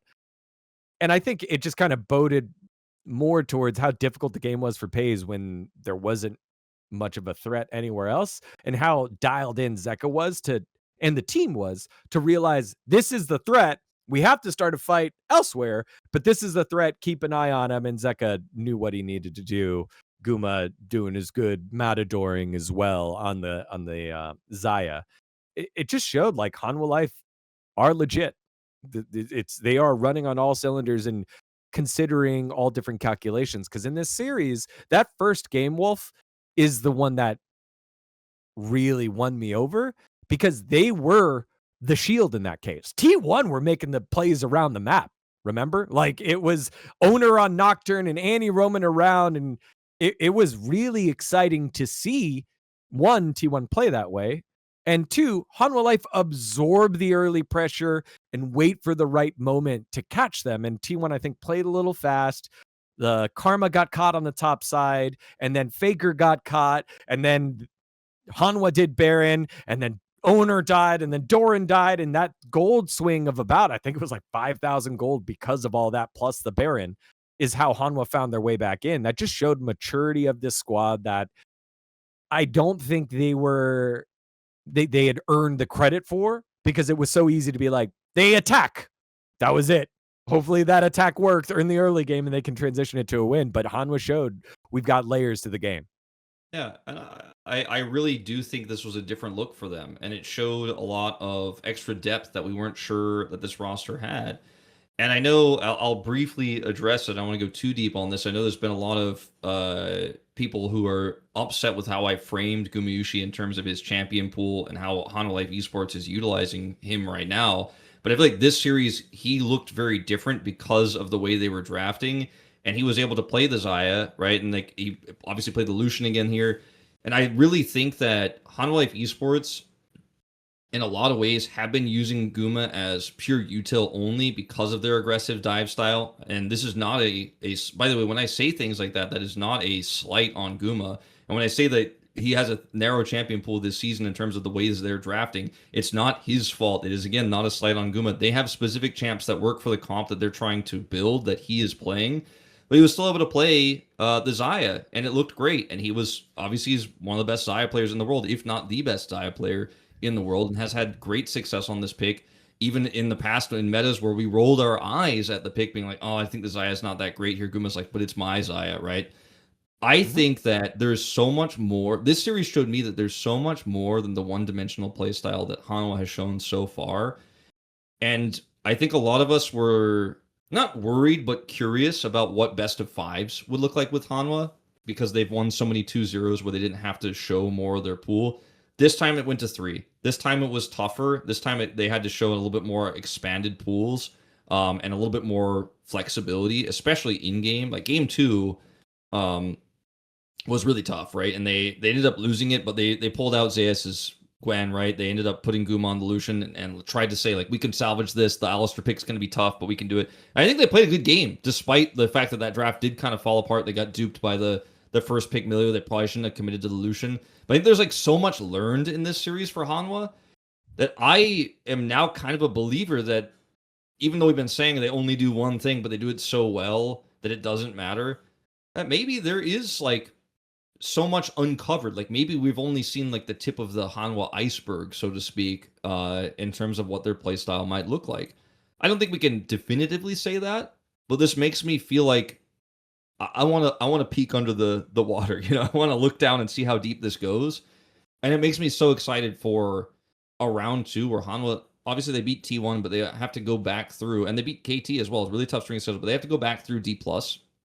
They got to go back through Gen.G, and those teams I think have evolved and improved in their own ways as well. And let's see how Hanwha handles it, because the biggest thing that has always scared, I think, Hanwha fans with their lead right now and their run so far has been what happens if a big patch comes out and changes everything, and then they can't just win the way they've been winning so dominantly through Kanavi. It could still happen, but like I kind of feel like this team has more depth now. I do feel very good about their chances to hold that first place. I feel very confident right now that they are probably our big favorites to be the first seed for MSI. Yeah. Again, continuing the surprising turnaround from LCK Cup last place into where they're at now. And it's not just the fact that they won, but how they're winning. And I think you put those things together. Just touching on the Guma Champool thing. We know him as a Jhin player. Xayah, Varus, but Varus has been going top a lot lately. Misfortune as well. And then he's played a lot of Ashe. So Ashe, Jhin, Misfortune, Xayah. Those are our top 4 champs that he's played. That's what we feel comfortable on. I think after that, his Lucian's up there, and he's had success with Lucian. I think he dashed forward and, had a bit of an oopsie in this series specifically against T1. He also had the oopsie. He had an Alistair support. It's hard, like that's a part of it. That's not on him. Yeah. Well, the other oopsie was the the Herald driving Sure. in game 3 on the Xayah. That one was a little sus. It was a little sus, but it was almost amazing. So like, I'll give him credit for trying. Yeah. I think that Yeah. people are very sensitive about Guma's champion pool because in the past it was kind of a sin to suggest that like he could or couldn't play picks like Ezreal, Zeri, and Kai'Sa, right? Those were the big three. And you're like, okay, if you talk about those, you're basically slandering Guma. And I'm not saying he can't play those. He's, by the way, played all of those. And I think probably has a pretty high win rate on all three of them, by the way. It's that he chose often not to play them was the real thing commentators were talking about when they were in great angles to be picked. And he went for something else, which he preferred more. And it's okay to have preferences. No one is trying to claim, at least not on our broadcast, that Guma has a small champion pool. But right now in this meta, the team has chosen a very small pool for him, and his role has been very utility focused for most of this season.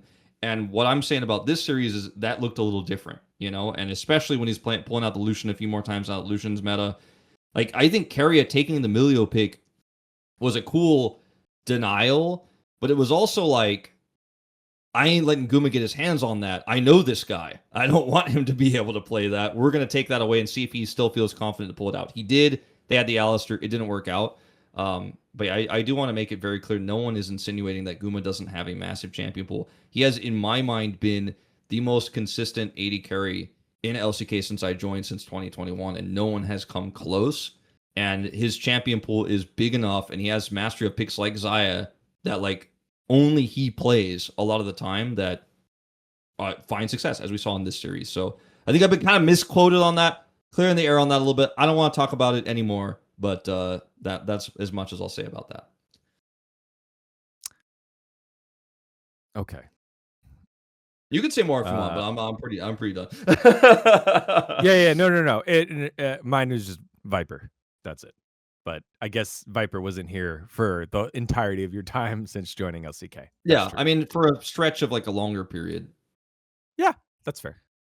Ruler was all gone right. for a long time as well. So. Ruler was gone as well. Yeah, that makes sense. Who's been here that long? Aiming? Aiming's the only other one, right? Aiming, who I think actually was also not there in 2021. So he wasn't there for the beginning of Guma's career. Trying to think. Pays wasn't here the whole time. No, Came late and then left. Those are the big ones. Like even DPlus, like always at a revolving door of 80 carries. Ghost was a world champion, then went to Nongshim and left, and then like dropped off, and now is a support player. Then they had Deft, who also was not very consistent. Like I think we can be very frank about that, even though he had some really high highs, like on his time in DRX, but he just was never as consistent as Guma. Like when I see Guma, I see like I trust this guy no matter what. Like I'm like I trust this guy no matter what. That's like how I feel about his playstyle. He's not gonna. He almost never individually messes up a game. Like a game loss is almost never ever his fault. And I don't think I could say that about like every single AD carry in our league, even our top ones. You know, like there's a reason why we have the ruler spot. So yeah. Anyway, I digress. Ruler spot.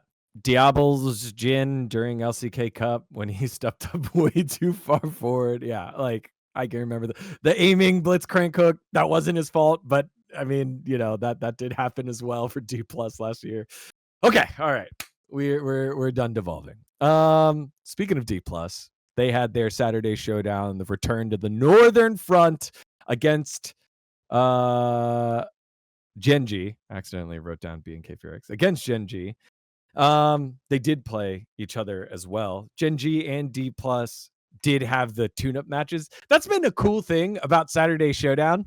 They like play early in the week against like tune-up teams. That happened last week as well. With who is it? What was the Saturday Showdown? Was it? Oh yeah, it was Hanwha and Gen.G. Hanwha and Gen.G had the tune-ups earlier in the week, where like Hanwha beat DNS and then Gen.G beat Bro. That was week 3, where it's like, ooh, kind of like little taste. Same thing happened here. Gen.G played Kiwoom earlier in the week, and then DPlus played BNK FearX earlier in the week to set up our showdown here. This one, Wolf, not as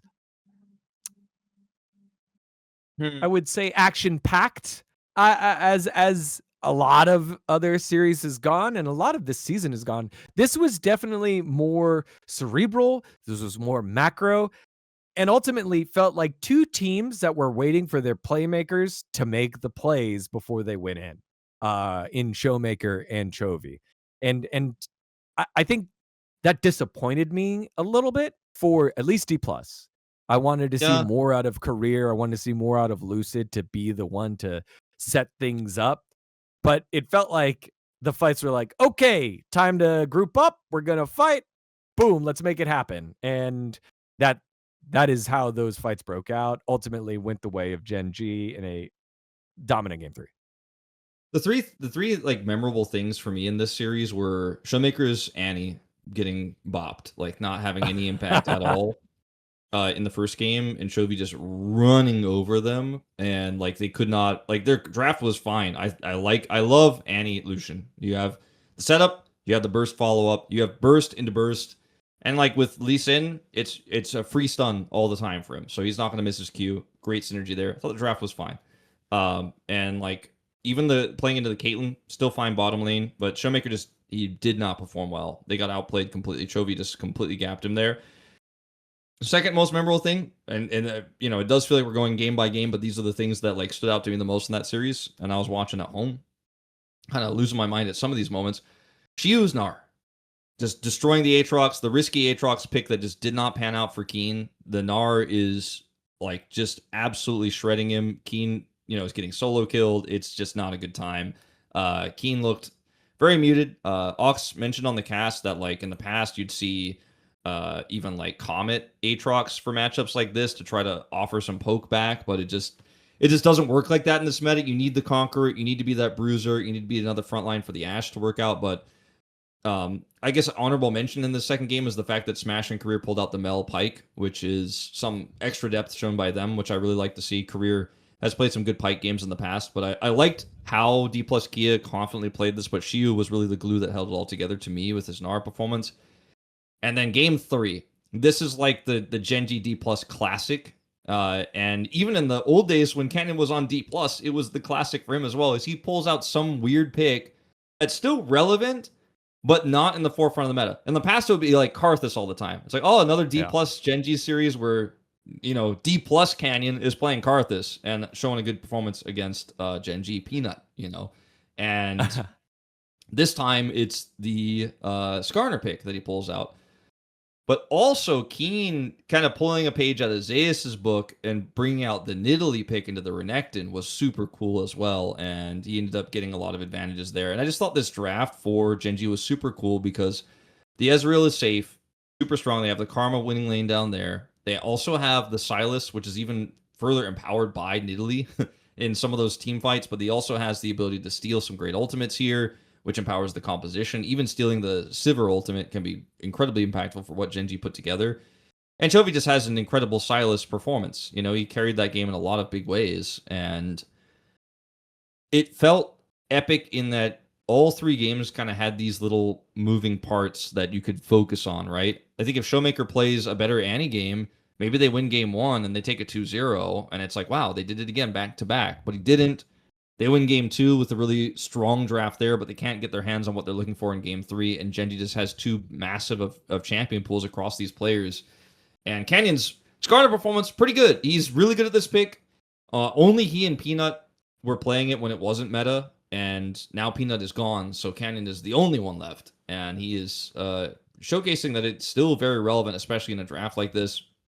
And I kind of thought the Sivir in that final game might have been able to, if it wasn't, you know, super far behind, eventually carry the game because everyone's super low range outside the Ezreal. And like, if, you know, Sivir is going to rip through the Sylas and the Skarner eventually, but it just did not happen. And ultimately Gen.G just were able to snowball the game.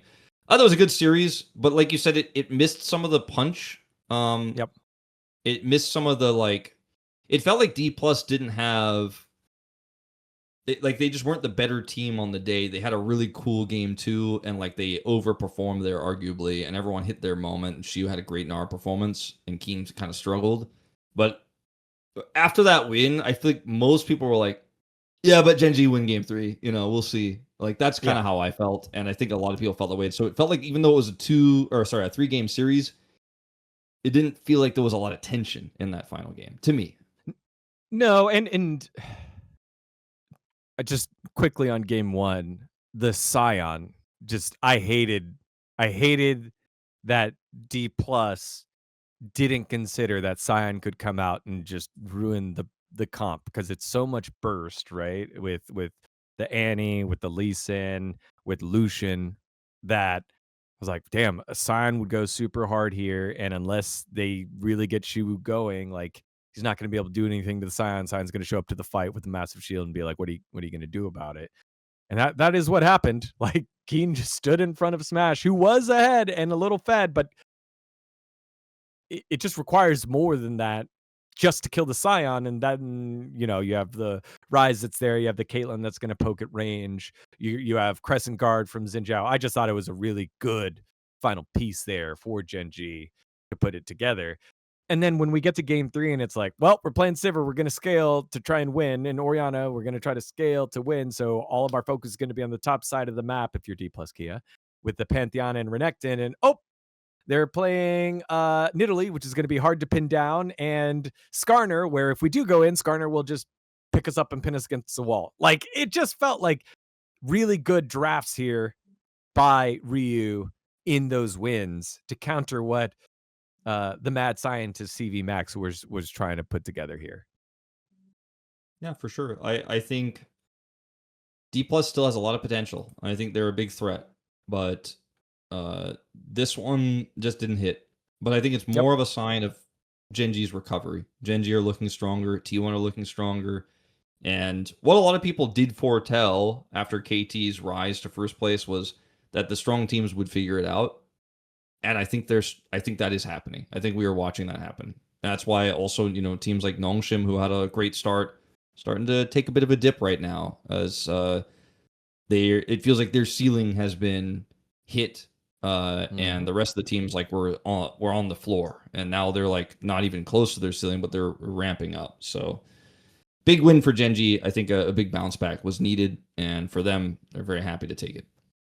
The winning ways continue on. Well, before we wrap up with a couple of more teams that won, surprisingly, and we get into our predictions, it's time to remind you about our friends over at Prize Picks. Now, the regular season is wrapped up and the NBA playoffs are finally here, and there's no better way to cash in on the high-flying hoops action than Prize Picks, a preferred partner of the NBA. Every bucket, every dime, and every win means more when you're playing on Prize Picks, so don't pass up your next shot with Prize Picks and get $50 instantly in lineups when you play your first $5. They've got the Do It Live 2026 NBA Finals Sweepstakes, where you can pick live squares during the NBA playoffs, and you could win a trip for 2 to the NBA Finals. To enter, just make a $5 lineup with at least one live NBA player pick during any part of the 2026 NBA playoffs. Live player picks are picks made after a game is already in progress.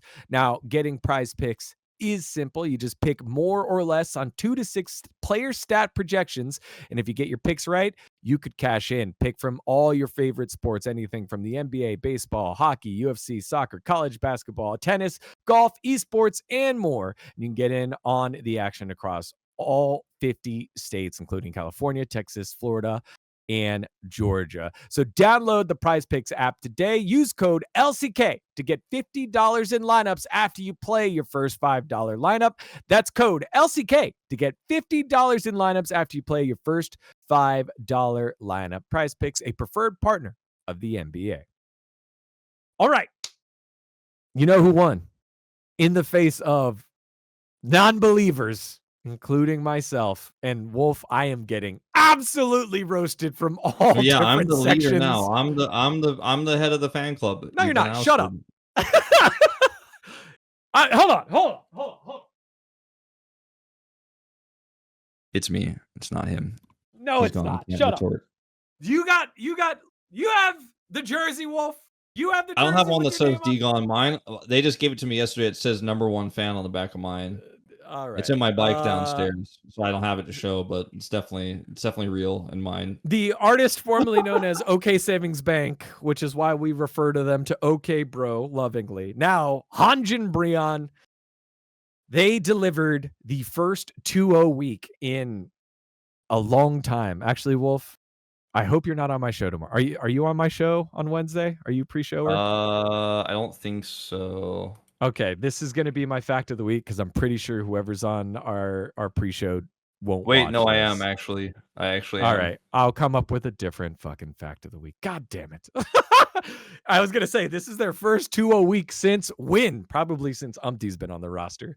But the Bros win against the Supers in the battle of the week. It was the two worst teams in the league to close out the round. And it turned out to be one of the cleanest wins that Bro has ever had in the big upset, an even cleaner win against KT. And I think we got to admit it, Wolf. We were super excited when Loki was announced on the roster. We're like, Bromer, he don't got it. He's a solo queue prodigy. He's not going to be able to do anything. Loki comes in. He's got firepower. He's got championship acumen. He's got experience now. Sorry, Romer, that's unlucky. And now Romer comes in after, for the T1 game, played in front of that huge crowd, solo kills Faker on the Akali, wins the #1 play in Mad Movie for the week. And then it's just instrumental to this squad, like, functioning well. It's awesome. Here's a question. And like the answer may scare a lot of people. And like I don't know if it's correct or not, but my answer might scare a lot of people. Is Namgun good? I think he's actually kind of good, by the way. Like I'm kind of like starting to think he's figured out a lot of his errors and his like early mistakes that we saw from him this year. And it like obviously he has like a pretty weird champion pool where he has like Elise and Pike as these pocket picks that are, fringe meta, very relevant sometimes, as we saw in the KT series. But his Lulu was great. He is starting to actually just be a solid support. I don't know if his traditional engage supports are going to get there as quickly as the rest of his other supports that he's playing. Like his Nautilus, and Alistair, like those picks I'm not ready to be excited about just yet, but I kind of feel like he has been one of the biggest improvements for this roster. And because they know how to wield his champion pool, Teddy has gotten some really nice leads in some of these games, which has been able to snowball into some late games. Like in the KT series, I just want to remind everyone that Bro won the series 4v5 because Romer was 0-6 and BDD ended up with 8 kills, and for the entirety of the game had such a massive lead that it felt like maybe despite the other problems around the map, like Perfect losing to casting in another unfavorable matchup, that it actually kind of seemed like, maybe BDD could save it. Like, we're like, can he save it? And Teddy said no. And Namgung said no. And Gideon also, by the way, popped off. Gideon and Casting have been the two players that I've said since the very beginning are, I think, way better than people expect. And Casting, I think, really held true in both series this week. Gideon popped off in the KT series, and I think it was even my vote over Teddy, even though Teddy had an amazing series. Gideon was so important. And like, I don't think I have to tell people that Teddy is good, right? Like, I think everybody already knows that. That's the part where I'm not like, and then I also knew that Teddy was great. Everybody knew that Teddy was great. I'm just trying to kind of remind people that we have been, and especially I have been saying these parts have the insane potential, because I don't think this result feels shocking, but to me, I'm like, no, I knew they had it in them this whole time. Like, I trusted it, that they could do it, and I didn't predict it at the beginning of the week, but after watching KT's first series, I would have predicted Bro to win if I could like redo it, because I was like, no, they have the angle here. KT, we talked about, I don't want to get on the KT side of things too much because we talked about their issues earlier on today a little bit, but Bro, I think they're really good. Their top side is strong, and now that Namgung is not a liability, I'll say it one more time. Until they're mathematically eliminated, this team could be a Legend Group team. They could be a Legend Group team, dGon. It could be a Legend Group team. I really believe it. It could happen. You're stressing me out. Since including LCK Cup, which player has played the most diverse champions on this roster?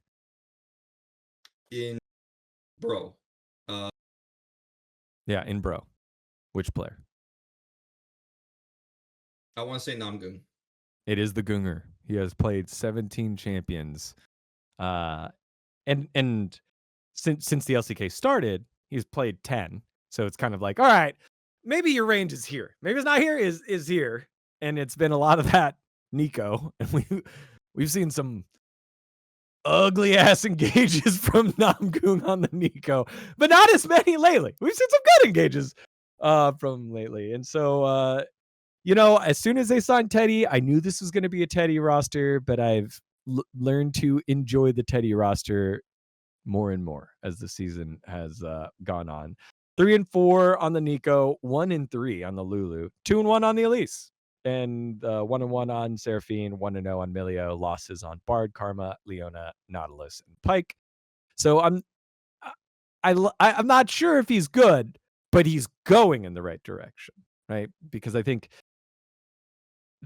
that is like important to make sure you enable your win condition. If you have Diable, you need to make sure that Kellin slash Lahens is playing well. I think the same thing here. The Roamer thing is interesting to me, and I only brought up Roamer because when he was on the carries, he played well. He played the Galio earlier in the week, which was fascinating. And then I think in this series where he kind of got chunked and, as you said, 4v5'd it.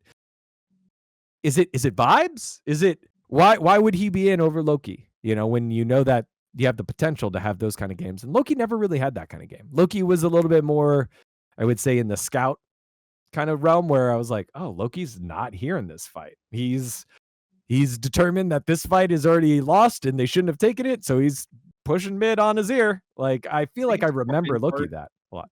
I think in that Roamer game, the Annie game, it's in part due to the fact that they needed to play through the Namgung Elise pressure, and also if you guys remember, the pressure was alleviated by Cuz coming down and getting a big punish, and so it was like, oh, actually this might be doomed, so they had to keep putting resources there. And when you're playing Mel, and I talked about Libel on the cast, it's very frustrating to play against Mel when she gets ahead and you have no jungle attention, because she legit just kind of like hits you with one thing. If you get rooted, you're like, okay, I'm dead. Because you get rooted, you get queued, you get autoed, you get queued a second time, you're 100% dead. But sometimes you were already like chunked out by multiple queues before, so you get hit by like that one queue, and then you're like, I think I got away, and BDD's just like, one more auto's flying. Also, I have my ult, by the way. You're dead 110% of the time.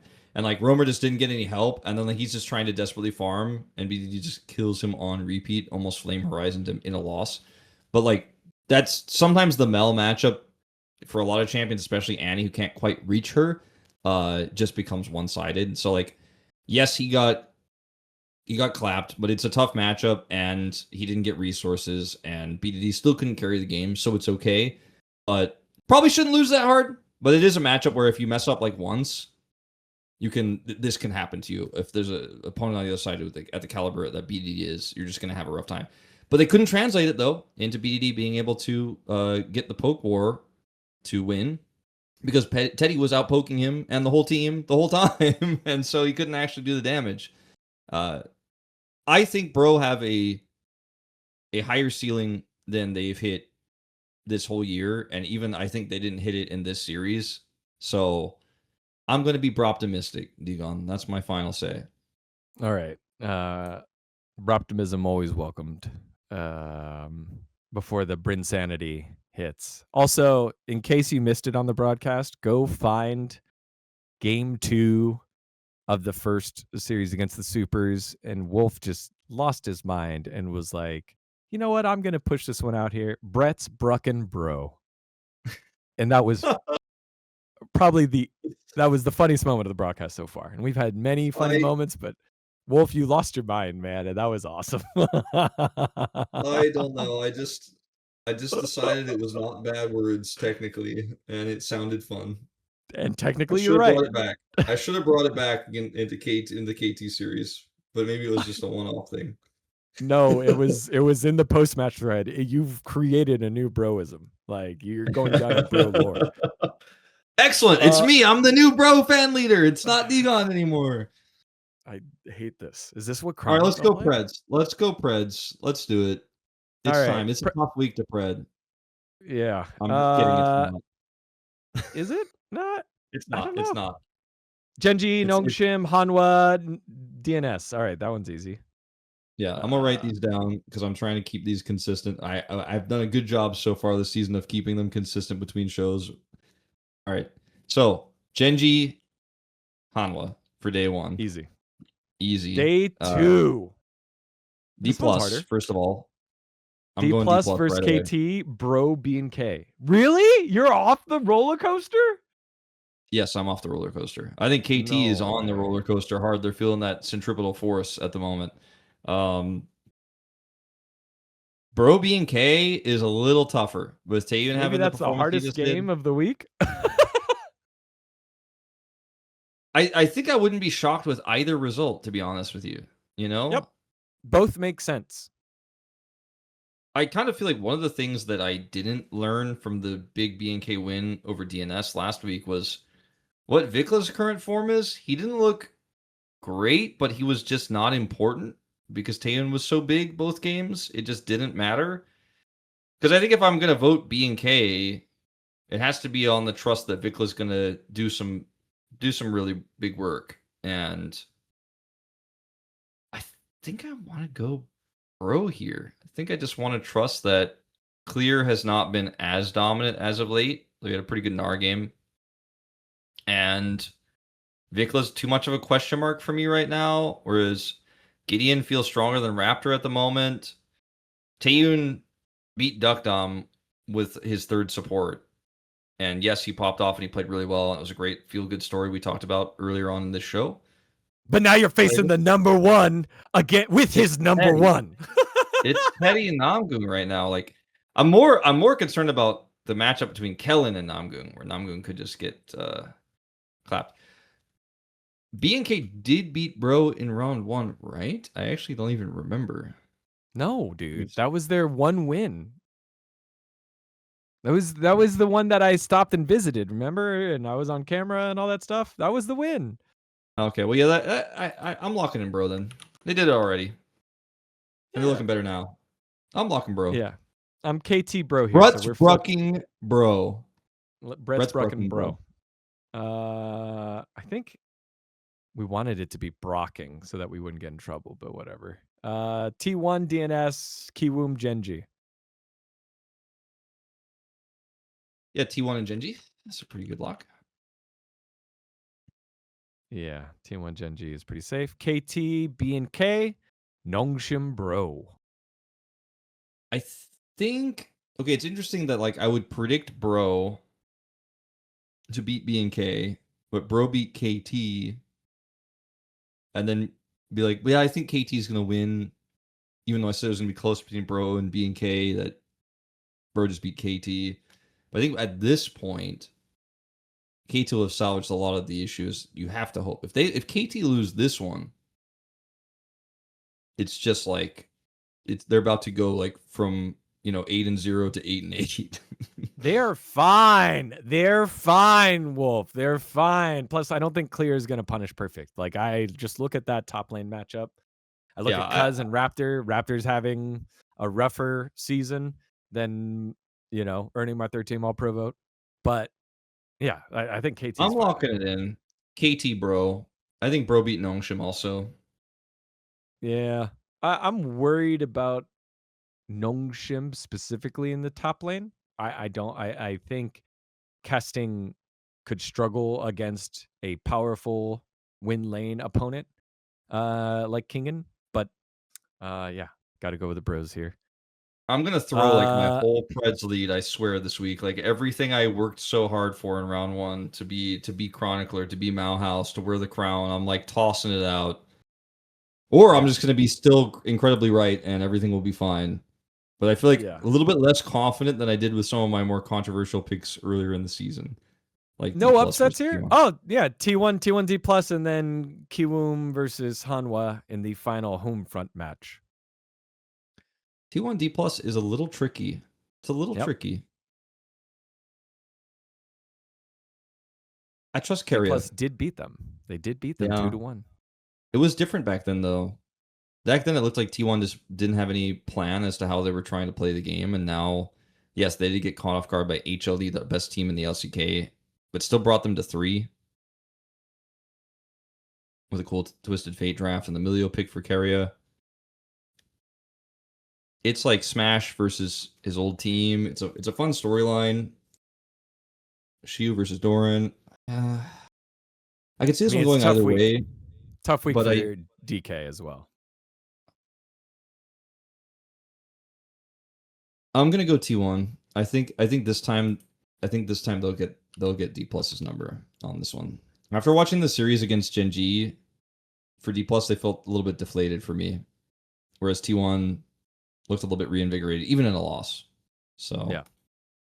A 1-1 week here for DPlus, according to Wolf. I've got them 0-2. Give me T1 and Hanwha Life Esports. I just, I know that the power of having a home team game is crazy, right? After watching T1 do it, I just don't know if Kiwoom's going to have more Kiwoom fans than Gen.G or Hanwha Life Esports fans, right? This feels more of like not a DRX home front, but an LCK roadshow featuring Kiwoom twice.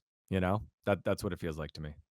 Yeah, I mean, obviously LazyField has a massive fan base, but you can't deny that a lot of people in Vietnam have been watching the LCK for years before LazyField even debuted, and have been watching some of these players and some of these teams for a really long time. So I don't know what the energy will be like. I'm really excited to find out, but I don't think it's enough. Like, I think Kiwoom are struggling so much right now that, yes, they could beat Nongshim with a new AD carry with some weird stuff that went down in that series, but I don't think they can beat the elites. I don't think they can beat HLE and Gen.G. I just don't see it. So also, that one's straightforward. A lot of these other ones, a little tricky.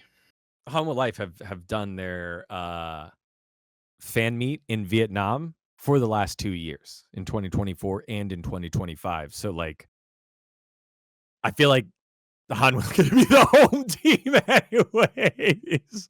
So we'll see. We'll see what happens there. DRX, Nongshim, and Bro have more recently tried to tap into that market, but Hanwha Life have been there for years now. So anyways, that is this week's show. What a long one this was. What are we, 2 hours? This is like one of our longest shows of all time. But if you made it through the end, let us know in the comments that you were one of the real ones who watched from minute 1 until like minute 120. Yeah, make sure to like and subscribe if you haven't already. Sign up for the LFN Herald. It is our newsletter that we have going out, covering all different topics across different esports titles and more. Also, more importantly, our nerd culture section and our gaming results as well. So make sure to check that one out. We've been informed it's not 2 hours, it's 1 hour and 58 minutes. We kept it under 2 hours. Nice. We kept it under 2 hours. With that, thank you so much for watching. We will see you. Oh, also, I'm not sure when this is going up, but Wolf and I might be on right now. Actually, right now on Soup, casting the EWC qualifiers. Wolf will be doing the color, and I'll be doing the play-by-play. First time I've done that in a little while. We'll be doing that tomorrow. Check it out. So, at the time of this recording. So, yeah, by the time this is out, it'll probably be live today, or just finishing. So, yeah, hype. All right. Take care of yourself. We'll see you next week. Bye-bye.